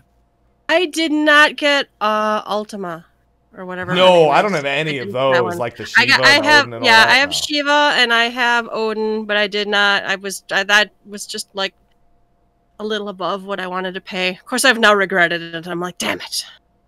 That emote. Yeah, I have some of the plushies. Like I'm not. I didn't get too deep into getting everything, but usually when I go to a fan fest, I try to get everything I'm interested in, at least the plushies and things like that. Other than that, I don't have like a little stand for them or anything. I need to get one. Well, moving into the next week's worth of translations, a few notes there. Yoshi P mentioned that the guy who made the Crystal Tower raids made Führer, the raid E6. Cool. Okay. One nobody likes.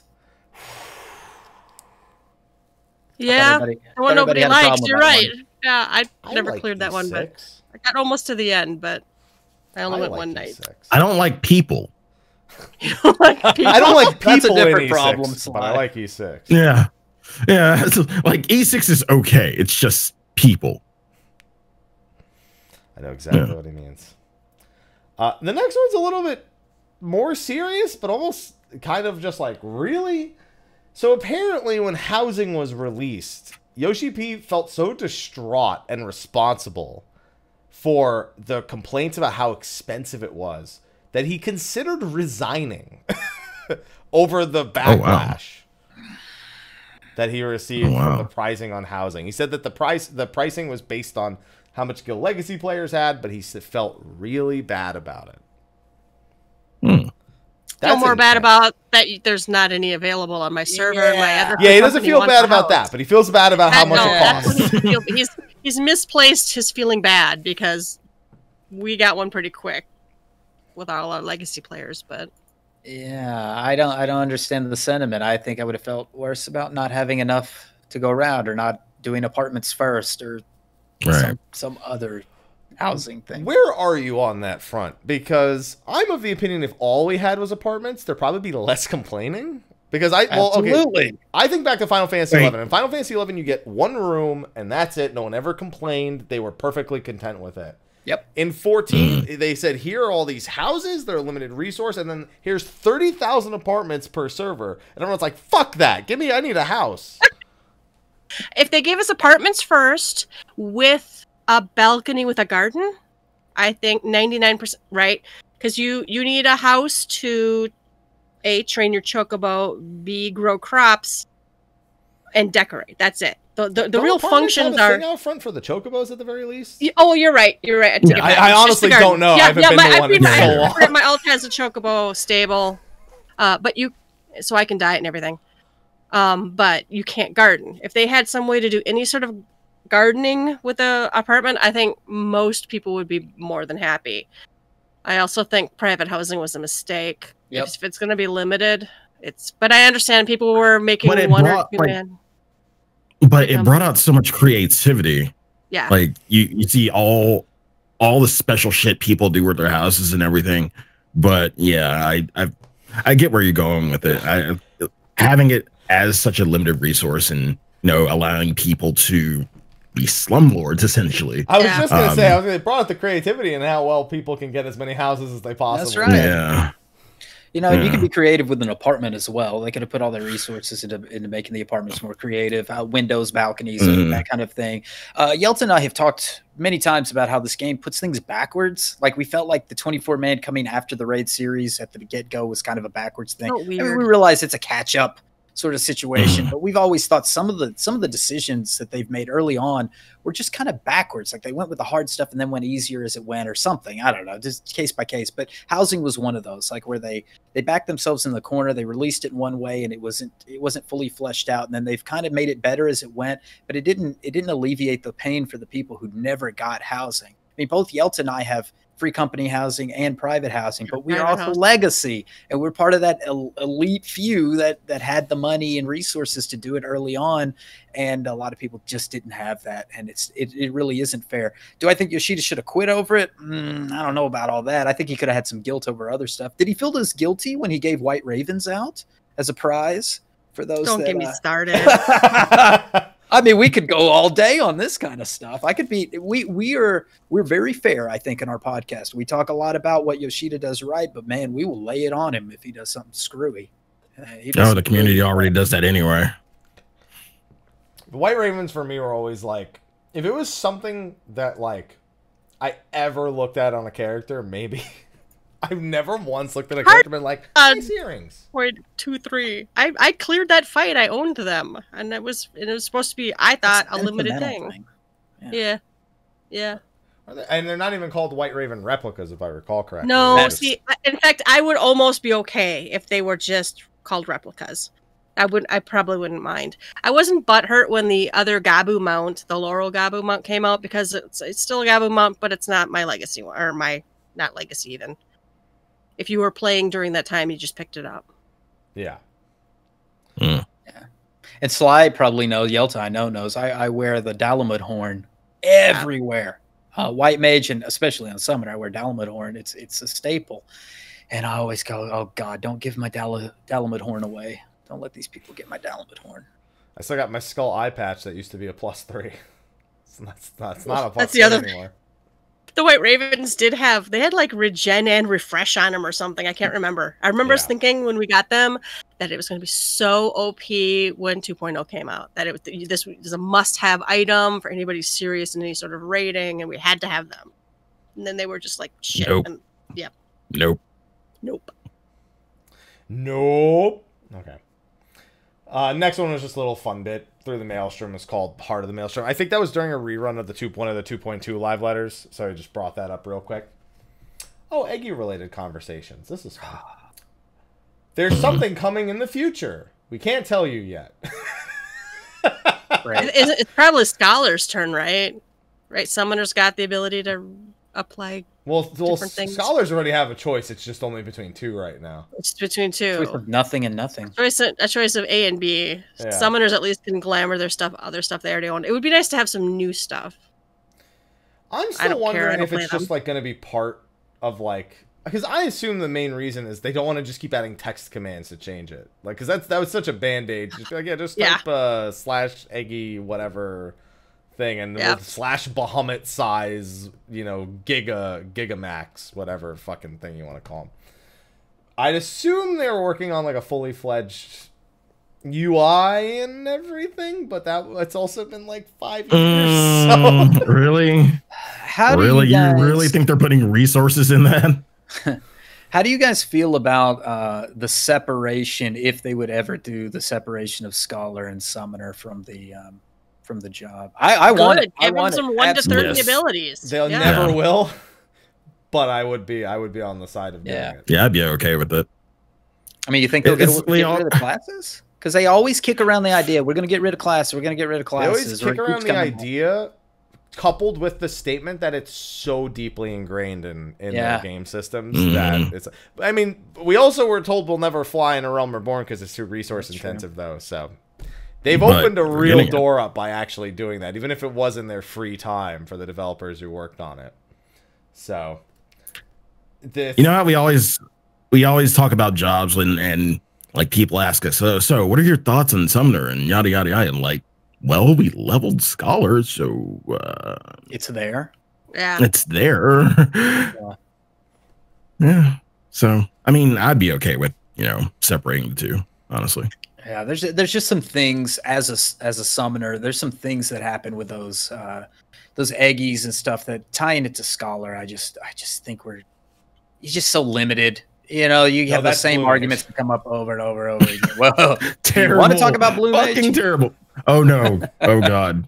Sly knows that because I actually like Blue Mage. Yeah, he likes. I mean, I don't hate it. I don't hate it. It's a fun mini game. That's about it. Brute Justice is sure a fun mini game for me. I don't mind fighting Brute Justice's 8 Blue Mages. It's a good time for me. That's the reason.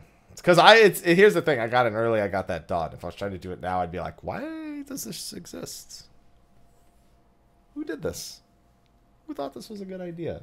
Now I have my Malboro mount. I'm like, that was a great idea way back there. Good idea, you. I'm going to move on now and not log in. Okay, perfect. All right. Next one is just a reiteration that some of the devs they're doing well, I guess. It's good to hear. I mean, I'm glad we're able to hear that our devs are okay. I mean, as long as they're safe. I mean, please stay safe, devs. We love you. It's weird because he specifically named Kenji Sudo, who did Ukab, and Hiroshi Takai, who we've watched torture themselves on many an anniversary. He said, yeah, they're doing well. Somebody must have asked how they were doing in particular for like context, because it was a live stream with like live chat. So that's all I could possibly imagine as to why he would specifically note these two people. I think some people thought Pseudosan left the 14 team. Maybe that's why. His name wasn't in the credits or something for Shadowbringers, I recall. Is the second guy you named the guy that rode the bull for the Atma during the 14-hour Okay, yeah. Hiroshi Takai makes himself, like, puts himself through hell. He's the guy who farms Atmas, minions, like yokai, all orchestrion rolls. Yeah. They make him do that every single time. We reference him a lot, but we just call him the Atma bull rider. The Atma guy. Atma guy. He's a fun guy. Speaking of Yokai Watch, they mentioned a while back that they would actually be bringing back the Yokai Watch event, but with Samurai Red Mage, because they're bringing new stuff. Samurai Red Mage. Glowy sperm mount. Gotta have it. Yeah, the glowy sperm mount will come back. But like actual new stuff for the new jobs. They've confirmed that won't happen until after 5.3, which at first glance seems like a missed opportunity given the delays and everything going on here. But I guess it's just like not high priority. However, this mentions they are planning on rerunning. They're considering rerunning the 11 event. They considered really fast because they announced today that the 11 collaboration is coming back on Thursday. The Aroha one in particular. Yeah. How do we feel about returning collaborations? Because there's some that will never return, and there are some that it's fun to imagine they would return. It's okay, but for a lot of people, the ones that return aren't the ones they want. So why the ones they want are on the Mog Station. And that's probably why. And that's why I asked, because this is one that nothing ever made it to the Mog Station. The Dragon Quest event, nothing ever made it to the Mog Station. So do you want are you kind of like okay with this idea of them cycling back in these limited time events for the newer players? Or are you more like, because I know that's why White Raven conversation was like, I thought this was limited time. So it's like, but I mean, is walking around with lightning the same as beating Riven Road hard mode in 1.0? It's just, I don't know. I mean, I know you could throw out there like, oh, you elitist bastard, but it's like, there's an accomplishment for one, and the other one is being level 15 and walking through a couple of fates. Let's be honest here. Yeah. I don't care so much if they throw. I don't care for lightning, but if they throw her at somebody or Dragon Quest, I love Dragon Quest. Throw the Dragon Quest one back out there. Throw Shantoto. She may be on the Mog Station. So she is. But so throw any of those out there. I really don't give a shit. It's the stuff that I feel like Yelta and I have had this discussion before about like when we started podcasting, we were like, Cloud's motorcycle, and I don't want the regalia, and I don't want this stuff. And they have still think it looks stupid, but do I drive it? Sometimes. But they've thrown so much shit at this game now. I don't really care. Put anything and everything in it. That's what they did. They broke whatever. us. Put fucking whatever, some indie game in it. What's that one with the two skeleton dudes in it and everybody goes gaga over? Undertale. Throw that shit in there. I don't care. The two skeleton. That's the best description of Undertale I've ever heard. Yeah, there's two Hey, it skeletons. worked, It made right? me feel bad, so I couldn't finish it. Yeah. I don't care. Yelta. I'm assuming you don't care either, just broken. I used to care. I used to get mad. I'm like, limited time is limited time, and kind of as the game got more accessible, I guess, now I'm like, I don't really care anymore, for the most part. For pretty much anything that came out in 2.0 and on, I'm like, yeah. In fact, Ruby and I talked about it on our show. We're like, honestly, this drought might be a really good time to replay some of those events. Just throw them in there. They're already in the game. I'm assuming they don't, take the files out, hoping it's a flag you can turn on and off. Just flip the flags on and in order or something till, keep people. I'm playing with a lot, and I have a different kind of outlook right now, having started a new character. There are so many people who are really freaking new to this game. They never even heard of an MMO before. And, and even before I played my character, I knew this was a thing, but I just see so many of it. I started last week. Never played an MMO before, never played a Final Fantasy game before. They have a friend who plays, or they saw something about it, or played the free trial. They have no chance to get those things. So part of me now is just like, whatever, just, let everybody get everything eventually. When you said there's people who are really new to the game, reminded me of a Sunken Temple of Karn I did during my restart, where I had to deal with the muscle tank. It was a tank who said he wasn't dodging AoEs because his muscles could handle it. Great. Yeah. That is so awesome. So good. Yeah. How did muscles do? Yeah. Well, I was playing Black Mage, so I just felt bad for the healer. And you want to know the really weird part? When you unlock Karn hard mode, there's 2 Lalafels that give you the quest, and one of them says, this guy couldn't go in there. His muscles couldn't handle that. And I'm like, was that planned the whole time? Did he know? Was that an alt? Was I being trolled? I couldn't believe it. I think RP Yoshida though, knows. man. Yoshida knows what he was getting into when he created this game. He knew the caliber of tanks that you were going to have to deal with in Karn. I don't know if you can use the word caliber in this case. It's a low caliber. Very low. I don't even want to use the word sometimes.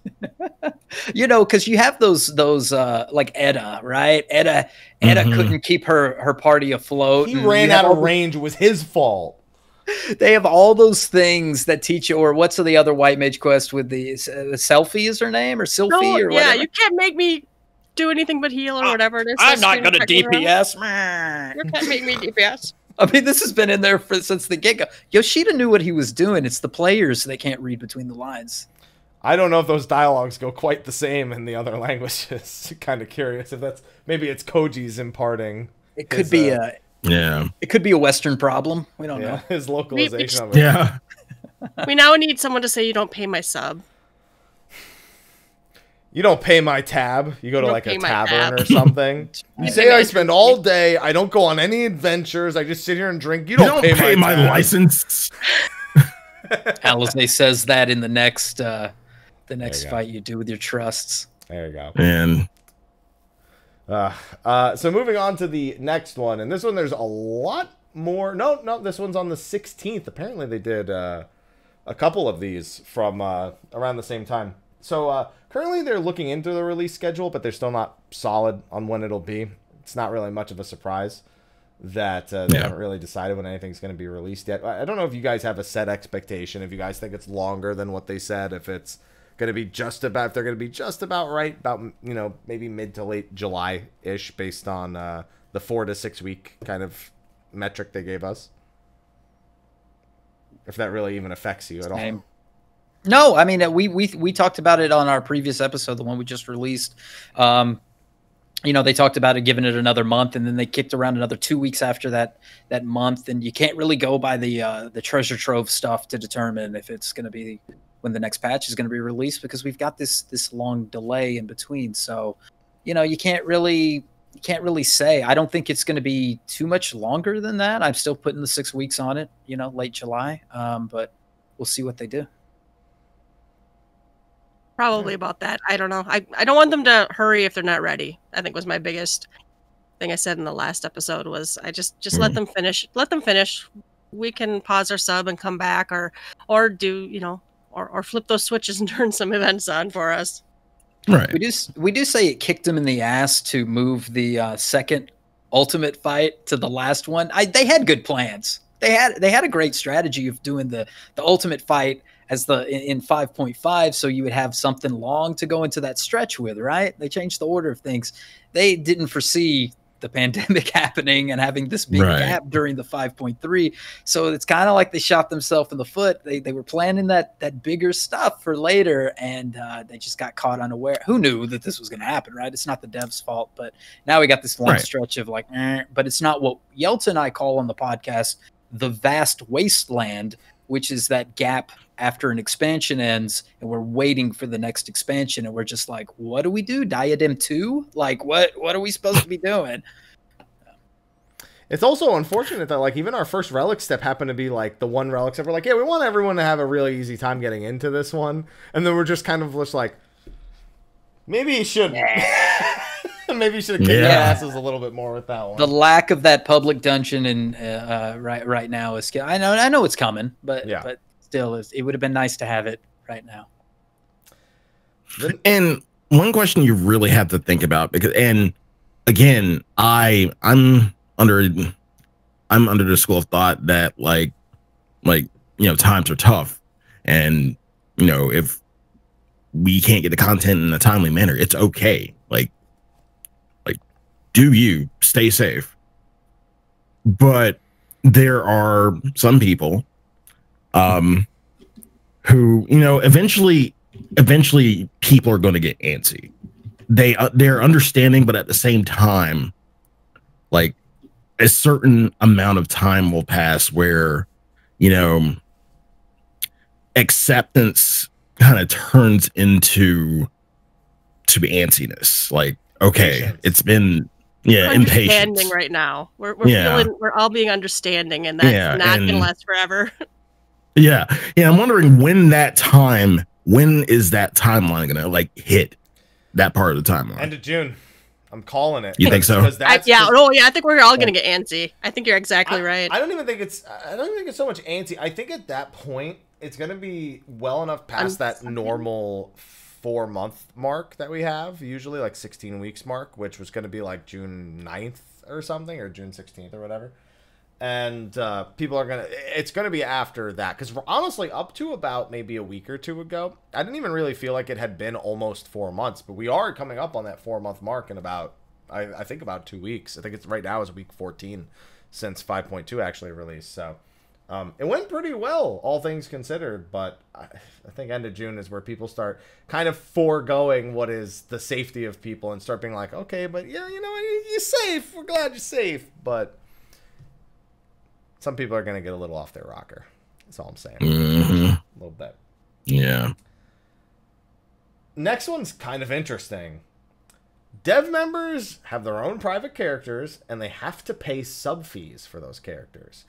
This includes the ex-CEO and current CEO of Square Enix. They do not get free subs to Final Fantasy XIV. Harsh. What about Tanaka? Does Tanaka get a free sub? Tanaka got fired. He got what he deserved. He was let free. That's the closest thing he got. That's the only free thing he got. Free. Yeah, walk free. That's insane. I kind of almost like that.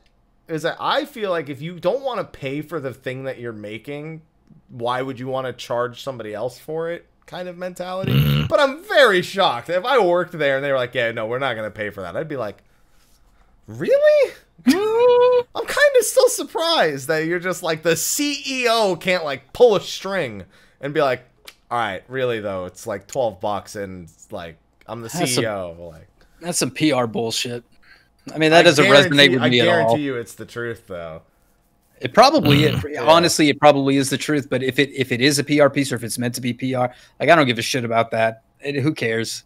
But that's probably the Western mentality in me going like, okay, yeah, down with the CEO. don't think I've ever said that to the Square Enix CEO. He came out with a Blue Mage outfit and a cane. Nah, he's great. And he held a gun to Yoshi P and said, "Announce Machinist." No, that was amazing. Yeah, for those that saw that, that was so amazing to see them come out. What a great announcement for Blue Mage. Yeah, no, up with the Square Enix CEO. He's a good guy. He's a good guy. Oh, all of them do. Apparently, Yoshi P has to pay for his too. They all do. Oh, this next one regarding add-ons. No. Essentially what it says. No, the answer is no. Well, no. So the thing is, so if you go back to 2.x, they were telling us they were making an API for it. That was public news. It was in live letters, and they acknowledged that here. They said they were working on an alpha, and then they said no. They said it may open the gap too wide. I think it means between PC and PS4 in particular, and cause DPS wars that made them stop production, which is completely in line with what they've said now. But out there is the beginnings of an API for Final Fantasy XIV that we'll never see, essentially. I don't know how you guys feel about their stance on add-ons or anything like that, especially in regards to ACT. We've had this conversation when it came up not too long ago.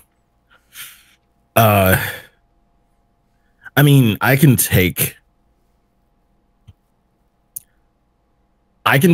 the you know, don't ask, don't tell kind of stance on add-ons where it was before, and instead of the more draconian, hey, fucking no, don't do it. Like no, seriously, don't fucking do it. Approach they took, like, what, last few live letters.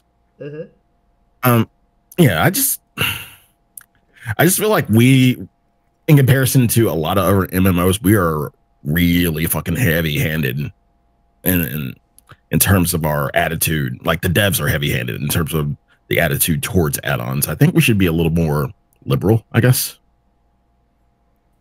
Okay with that for ACT, but not for nude mods with underage people. That's the line for me. I don't think they were developing the API for that. No, I'm just saying as far as not, you know, banning people over mods. I mean, just because I know what the DPS that went out for my group, as long as I'm not, I liked the don't ask, don't tell method was just don't shame anyone over it or make anybody feel bad, or, you know, don't even bring it up in game.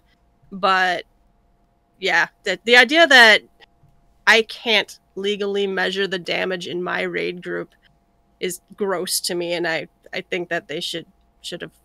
And even the striking dummies, which were supposed to be kind of a band-aid for that, don't measure you well enough or test you well enough to be of any use at all. Mm-hmm. I agree with all of that. I also think that, you know, they promised us a lot of stuff at the beginning of 2.0 that I'm not quite sure that they delivered on a lot of it, and that's one of them. And I don't really understand why. Maybe they've given the reasons in the past, but I don't really understand why they didn't throw it out to the community to be able to do the things that people have done with WoW. Maybe they wanted a more sanitized experience for everybody, and I get that, but there's certain things that they have to add to the game to make up for the things that people can't create. And I think that the DPS meter is one of those things. It's a touchy subject, but being able to see your own DPS, I think, is a very important part of the game, which is why I think they understood that, and why the don't ask, don't tell was sort of part of it. And I still think that sort of exists, but that gray area had to get defined a little more because of people in the modding community doing weird stuff, and because of the grossness of people attacking other people. And there was like a guest, a Japanese guest that was on a stream that got attacked for her DPS or something. And it was just it's just human nature is awful. And so the less you give people, then the less damage they can do. But then the other side of that coin is, well, let's remove all the vocalization, all the speaking, and we do in PvP. We don't want people to talk to each other. So now we got a bunch of emotes and stuff in the feast. So it's like, well, how do you measure that out? Where do you make that stuff where it's still fun to play, but you're not being gross? And I think you have to leave it to people to be people. Be heavy-handed when you have to be heavy-handed, but you got to give some liberties to people when they're doing stuff. And I don't think 14 gives enough liberties out. I do agree with Sly. I think they're pretty heavy-handed with stuff. Okay. It's good. I don't really have much of thought, dude. I just play the game. Just don't give me advice in a dungeon after I'm reporting you. Yeah, Don't give say me tank stance. I'll play I mean, my way. I've been told to stop DPSing as a healer in a dungeon before, and my response is a very, totally not passive aggressive response of, "Hey, wait, are you dead? No, But did you die? that's Though? what I thought. Did you die? Did you die? But Though? did you Oh, no, die? I just see the comparison was I was passive aggressive. I said okay, and that dungeon took like maybe 25 minutes longer. So yeah. Yeah, no, I'm talking about like a Total Rock where the dude loses like 120 health and he starts fucking panicking kind of situation. Corn hard mode. But could your muscles handle it? Could your muscles handle? Apparently they did. Apparently they did. They got through. Oh man, It's too easy to carry people through the early stuff, though. They don't get punished. I think Yeah. they don't learn any lessons. that's They why you just got to wrestle go on them to be into the bad. stuff that's supposed to kill them. I mean, No, I wouldn't do that. No, I didn't want. No, I have sat down when a damage dealer was pulling, and my sister and I were healing and tanking. We were the bad couple. We were that couple you hate because they ran ahead. It was, I think, my sister's first time as a tank in that dungeon, and they just like wandered off and pulled mobs, and we just sat down and let them die, and then no words were said, and we cleared it as normal. It was Shouldn't have it was gone really new. exploring. It wasn't like, yeah. That's pretty funny. The next two tidbits from this one are nothing too fancy. They just mention how Alexander, like how they had designed hinterlands like with him in mind from the beginning. We already knew that. And then they shouted out the design teams behind working on A Realm Reborn Flying, which is cool. It's great. We appreciate it. We weren't supposed to get it, and we did. Nothing too fancy about that. But then there were a few more translations that came out that kind of tie into a few things we already talked about. The first one's just that Thunder's not going away on Black Mage. It's like, it's crucial, so if you don't like Thunder on Black Mages, it's not going anywhere. But the next one is kind of in tune with something that I've talked about a bit. Higher difficulty of Hall of the Novice. They said that they don't want to do it or add DPS numbers to Stone Sky Sea because anytime they change the DPS formula, it's instantly wrong. It's basically like meaningless to even have it in the first place. And then, of course, if what they've calculated on their end differs from what people have on their end with ACT, they're going to be bugging them about either their formulas or it's going to cause a huge shitstorm. I'm still very much a someone who wants a higher difficulty of Hall the Novice. The last bit, whatever, we've had that discussion a million times. I want a higher difficulty Hall. I want Hall the Novice to explain to a new player what a fucking limit break is, so they stop using it on one mob in the middle of the first few dungeons. What a stack marker looks like, and not to pull shit out of, ninja. What do Doritos AOEs. do? What do Doritos do? Yeah. We've called it Hall of the Intermediate, I think, That's when right. we've talked about it. We're That's like, what we I've need the Hall called of it the- like for the longest time. Yeah. I think it would be really, really good. There's too much stuff that you just... My husband only played casually, and I literally brought up that joke graphic that's like, tanks, this stuff's good, and this stuff's bad, and whatever. And I seriously gave it to him. Because he was always pulling, because that ninja one looks like it's something bad. You should pull it out. This is a bubble. Stay in that. Let me tell you about Flaming Arrow on Bard in 2.0. Oh, Yes, what? Flaming Arrow on Number Bard. one, what is Yes. Flaming Arrow? Because so many bards never used Flaming Arrow. I'm like, are you kidding? You have an AoE. Let's go. Put your ground dot on. Or, dot on. But yeah, people pull out of the weirdest stuff. Tanks will pull your mobs out of the Hurt my weirdest stuff. feelings. Ouch. Makes me miss Wide Volley talking about Flaming Arrow. Listen, Wide Volley's way better than Quick Knock. I don't know why we have Quick Knock when Wide Volley existed. You do a backflip, it's AoE, I don't have to line up shit for it. I fucking hated Quick Knock. Quick Knock just like Pop, pop, pop, pop. pop, pop, pop, pop, pop, pop. Rip Wide Volley. Fuck Ethis and his fucking Keen Flurry. I want Wide Volley back. I need the same emote but for Wide Volley. Yeah, so they're just not doing it. They're just not doing those things. I really want Hall. I want Hall the Intermediate too. That's what we've called it the whole time.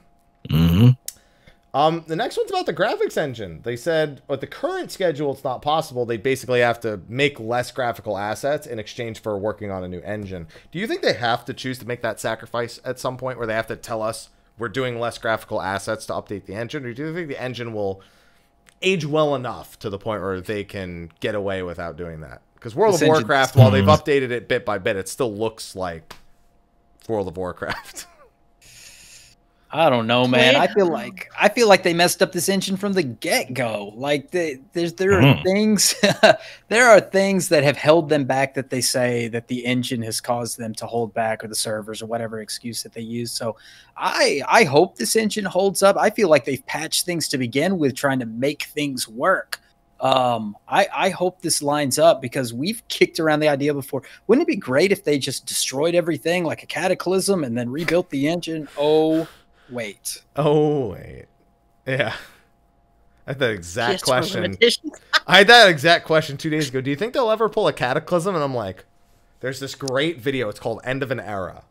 Have you seen it? We lived it. I didn't log in for that. I was like, no, just wake me when it's good. It wasn't good. You know, it was the thing. Yelta, were you there for it? You were there, right? I had a D&D game that night, and I brought my laptop to my sister's house, and I'm like, we have to be done so I can log in and do this thing. And we all sat around, and I went in, and we lost communication with the main host, and then we clicked the video that came up afterwards. Yeah, it was an experience, I'll tell you that much. But it was basically just a bunch of laggy people with mobs that would appear in and out in several zones, and it was pretty gross. It was something. But there were relics under your bed. There were relics, or a fish, or a cookie, or whatever you decided to get. Do you remember the nightmare? Yeah, do you remember the woman who was so mad she didn't get to keep her relic? She was told that they already did the final save. She was not going to play in 2.0 because she didn't get to keep the relic that she found under her bed. Yeah. That's on the Legacy forum somewhere. Welcome to the official forums. God. Oh, my God. All right. Sorry. I needed to get that out. When we talk about official forums, it's just like, it like boils up slowly. Yeah. Are you out of beer already? No, I've still got a little bit of beer left. Okay. I'm out of booze. I'm not. No. The next few are kind of simple. Yoshi P recommends new players Conjurer, Lancer, or Pugilist. Sure. They're all very simple to get into, Yeah. They said mounts for 5+ people are currently being looked into. Even more people than 4. I'm so mad that more mounts aren't 4-player. That carpet should be at least 2. The whale should be 4, right? The whale. Right? I knew the whale was coming up in that conversation. Yep. A lot of people bring up the whale. Yeah, because here's the thing. The whale has your luggage, I guess, on it, but they look like seats. And so I think there's like 3 or 4 of them. So it you're looks like 4 spots. Yeah, it looks like 4 spots. Yeah. So that's another one. But they're working on ones for 5+ people. Listen, Eureka's about to get even lazier, and Bajja's about to get even lazier if we make a fucking mount that seats 6 to 8 people. Someone's gonna be like, okay, does anyone have it? No, I'm leaving. All right. That'd be like a requirement to join the party. Yeah. Someone must have the mount. Looking for 8+ player mount. Yo, me. Someone's gonna go into the party finder and be like, selling taxi services in Bajja with mount, and they're gonna charge Gil for that shit. They're gonna be like, trade me Gil or logograms or some shit. Yo, that's the future, is people charging for taxis and fucking telly whatever. I always felt bad charging for tellies. I just took them. Yeah, fair. Yeah, get the Magic School Bus mount. There you go. So this was actually a bit of good news. So earlier they had mentioned how they don't really have a schedule, like they're not like ready to formally announce a schedule. We know that the next producer live letter, they'll say something about it, but they say that now all development's being done remotely, and it's at 100% efficiency. They've now ironed out that remaining like 20 to 30% they couldn't get from the last live letter, and they're back on normal pace, which doesn't really mean much for 5.3, but it means at least for the future, if they have to continue under these circumstances for a long period of time, they're set. How do you think they overgot that upload problem? Because that 20-hour upload problem did not seem like something that was going to get better if just from having a tech come out. How did offices get established at home? That's the question. Like, we did it. There was a lot of technical hurdles to jump, a lot of hardware that had to be modified and patched, and we had new routers and switches had to be put in where I work. I'm a programmer working at home, and the downtime for a while was bad. really, really bad. So it's entirely possible that they found their way to. I still can't concentrate at home, so I'm not doing 100% from home. There's no. I knew Ruby's going to agree with me. It is hard as hell. My work laptop is here. My gaming computer's here. It's very, very difficult. When your gaming setup is way better than your work setup, it makes it very difficult to get on that work laptop and get some stuff done. And I, like Yelta, I'm essential, but I'm working from home, and I've been so, and I probably will be for another month, but based on my job title. So I'm fully expecting to continue with this. Yes, it's a distraction. I don't know how these guys do it. It's great that they've overcome whatever problem, but this, I hate to say it because it's so cliche, this new normal where they finally figured out, hey, we can work from home with all this equipment. We've had all this technology the whole time, but we can finally work from home. And I guess we trust you enough to work from home now because we have to. You know, maybe it's some stuff that they'll continue to do. And I hope it gives them work-life balance. And I also hope that if there are delays in the future, people don't use it as some kind of weird excuse or something. You know, it's not just this community. Any community, you have a number of people that say, like, you're not working hard enough on this thing, or you're not putting enough resources or whatever. And I don't want to see the pandemic as an excuse later down the road, or people working from home. That got real personal real quick. Can't tolerate the lazy. I'm a little lazy. Is that okay? Well, I mean, you don't have the discussions Yelta and I have about working from home and how, you know, around 10:30 you have to go, I got to get off Animal Crossing. I got to send that email. So, at 10:30, I'm like, I got to get on Animal Crossing and check my turnip prices for the morning. Oh, see, I have that morning meeting at 8:45 every morning. So I got to get up for that. And then about 9:30, 8:45 meeting.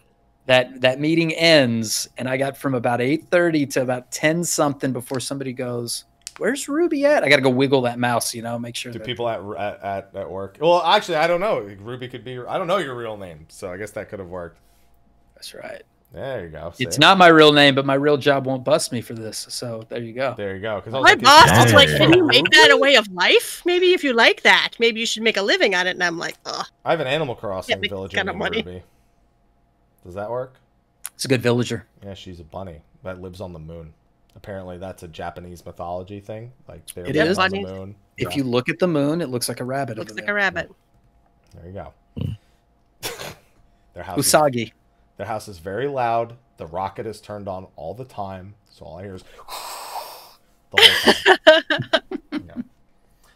time. Now this last one, I think, is bad tidings, depending on who you ask. Various announcements will be made to coincide with patch 5.3. I read that as nothing other than their official stance on FanFest going forward. And I don't think we'll be having a North American one. I think we're going to be having one.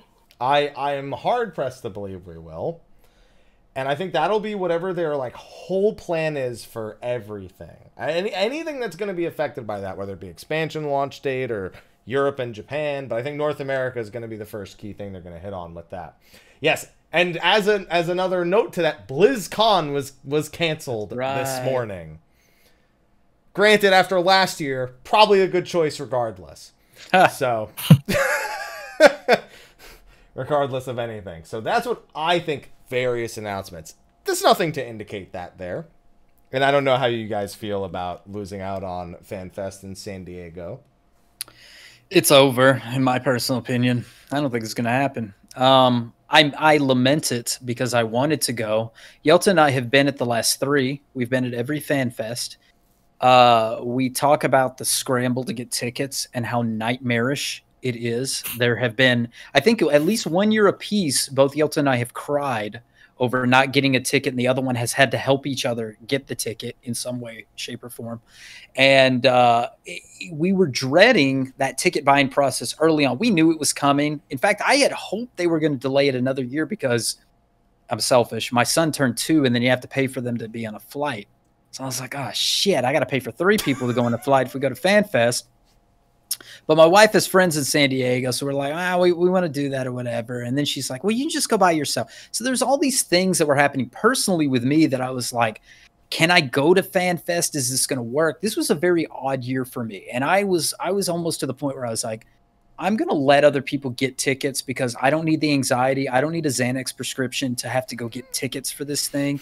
And I don't want to get in the way of somebody else getting it. Plus, me going by myself without my family just feels weird. I think, Sly, didn't you see us at the last one? Did you get to meet my son and we got to hang out? Yeah. So it's cool stuff. I want my family to be involved. Like I said, 14 is big for my family. It made my family who it is today. So I want to experience it all together. And the fact that I couldn't do that, I was like, man, I may not even go to this one.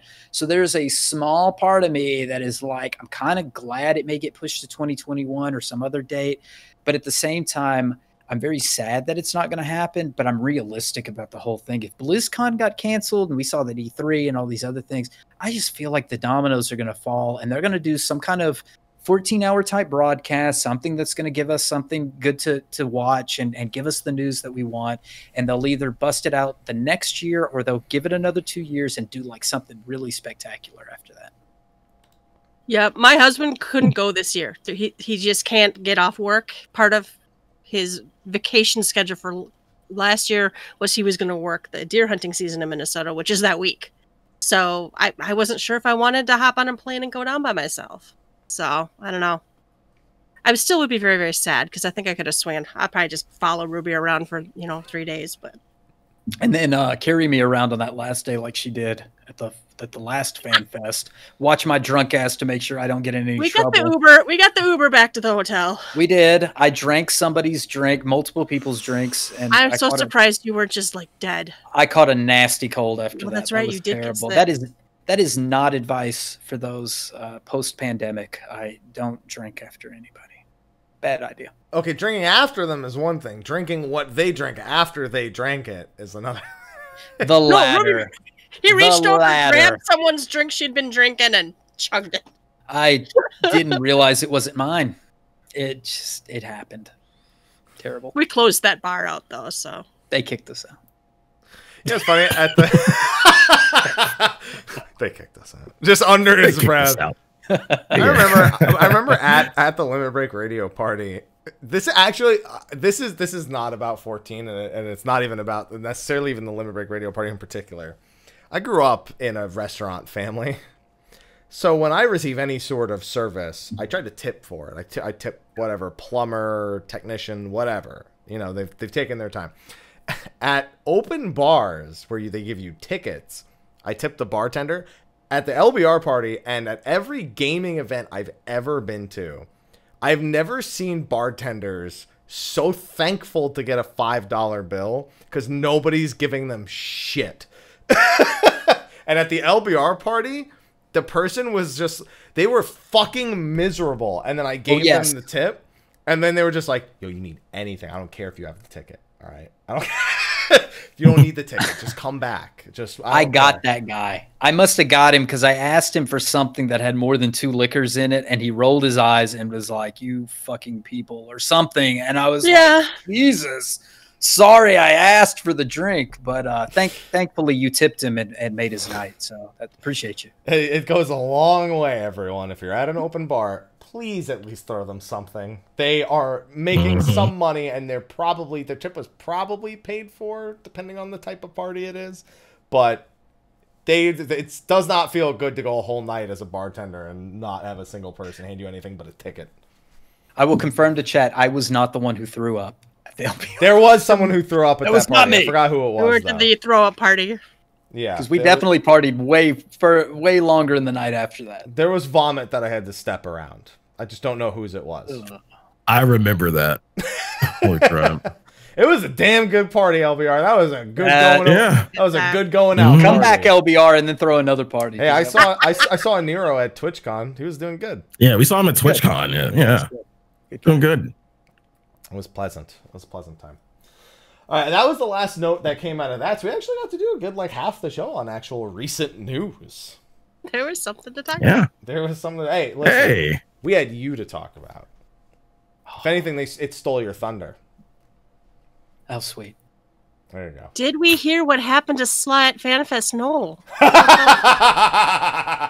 I didn't hear anything. That was 2 FanFest ago. That wasn't the last FanFest ago? Yeah.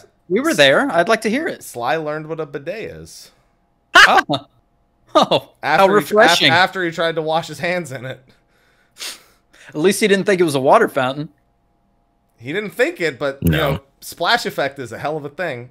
He's like, you tell me I got someone's ass water on my face? The exact words. Like, Sly, this secret never needed to leave that room. I was in that room with Sly alone because I was like, he's been in the bathroom for like 15 minutes. I hope he's not throwing up. Let me go check on him. And I knocked on the door. I'm like, Sly, you okay? He's like, yeah, I just can't figure out how this sink works. And then I'm like, Sly, nobody needs to know about this. As far as I'm concerned, yeah, you were hanging out. You just needed to sit down for a little bit. You're just hanging out in the bathroom. It's fine. No one needs to know. 15 minutes later, I hear across the room, I washed my hands with the bidet and the water got in my face. And I was like, you didn't need to tell anyone that, Sly. You chose to tell people that. Okay. Oh, God, no, that story doesn't need to come out. The Larry story where I had to explain to him what a fupa was during the media tour. Oh, my God. But you outed yourself with the bidet thing. Our poor Larry. He knew what it was. I wasn't even explaining it to him. He's seen one, I'm sure. Anyway, moving on. It's been about 2 hours. That's about our normal show's run time. So it's been a good time. Before we go anywhere, before you do your official outros, is there anything you'd like to touch on before we start the whole outro sequence and do all that fun stuff? I don't think I think all the news. I think we got it all right. It's good stuff. Yeah. Anything about Gather Together? Any future plans? Any stuff you have down the pipeline? We're coasting. We're just coasting right now. We coast.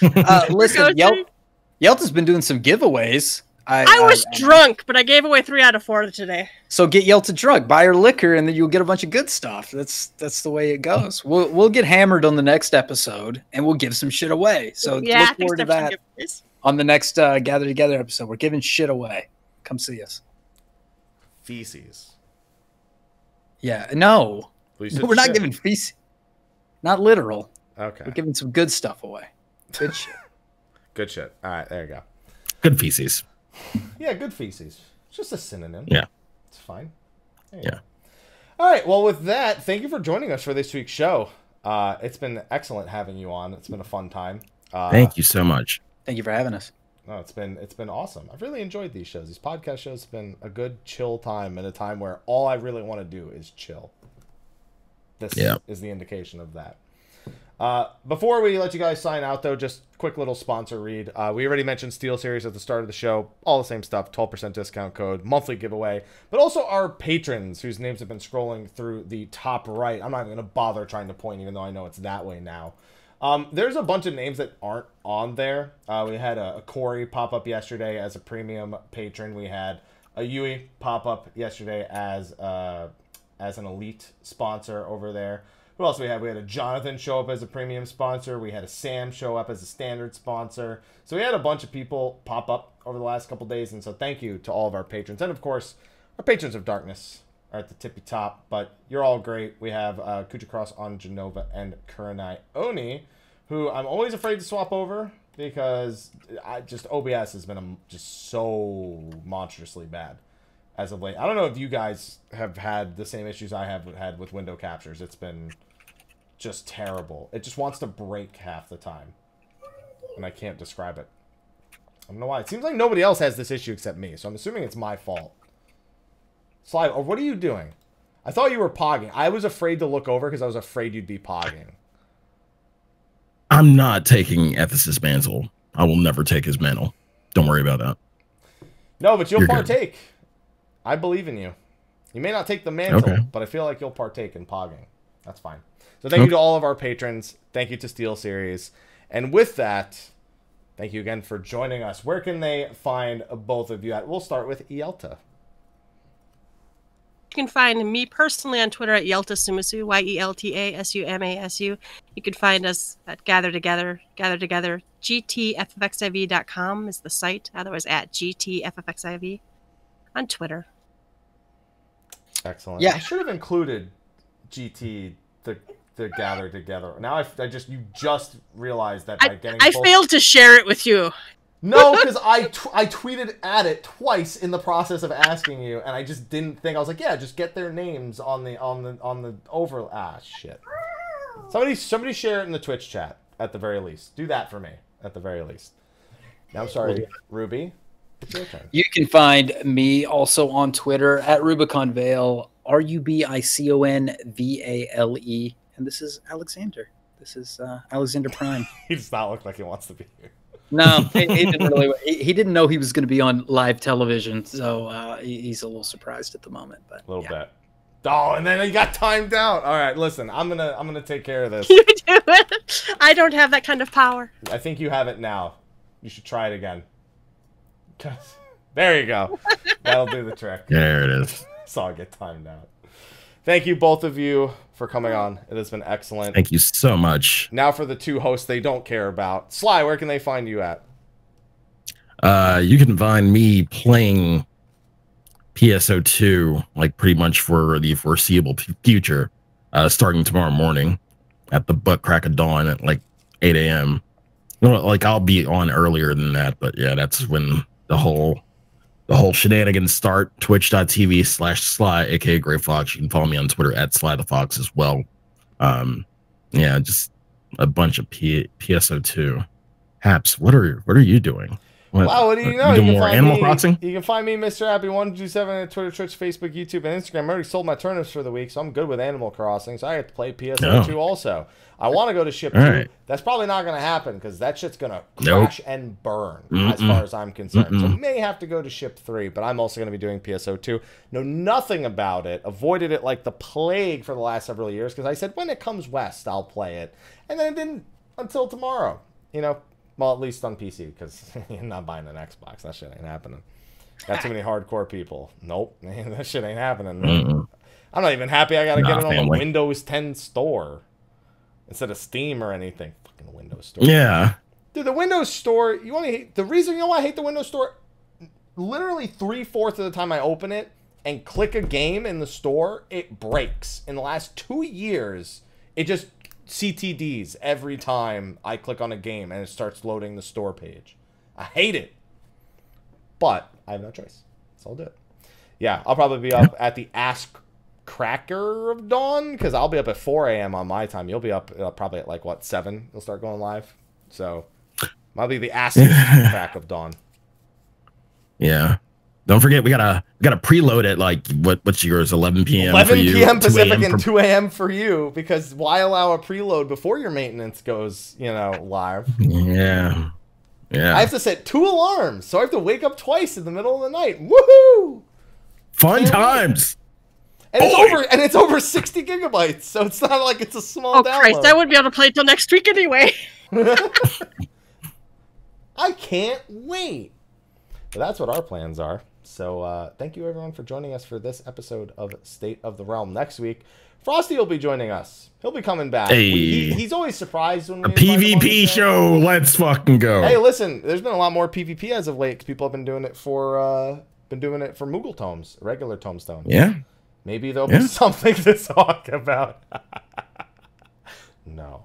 Terrible. We'll see you next week, Frosty. We'll see all of you next week, and we're going to go on into a short post show. Y'all have a good one. Be safe. Be healthy. Sly, say it. Be hygiene. There you go. And we'll see you then. Until then. See you next week.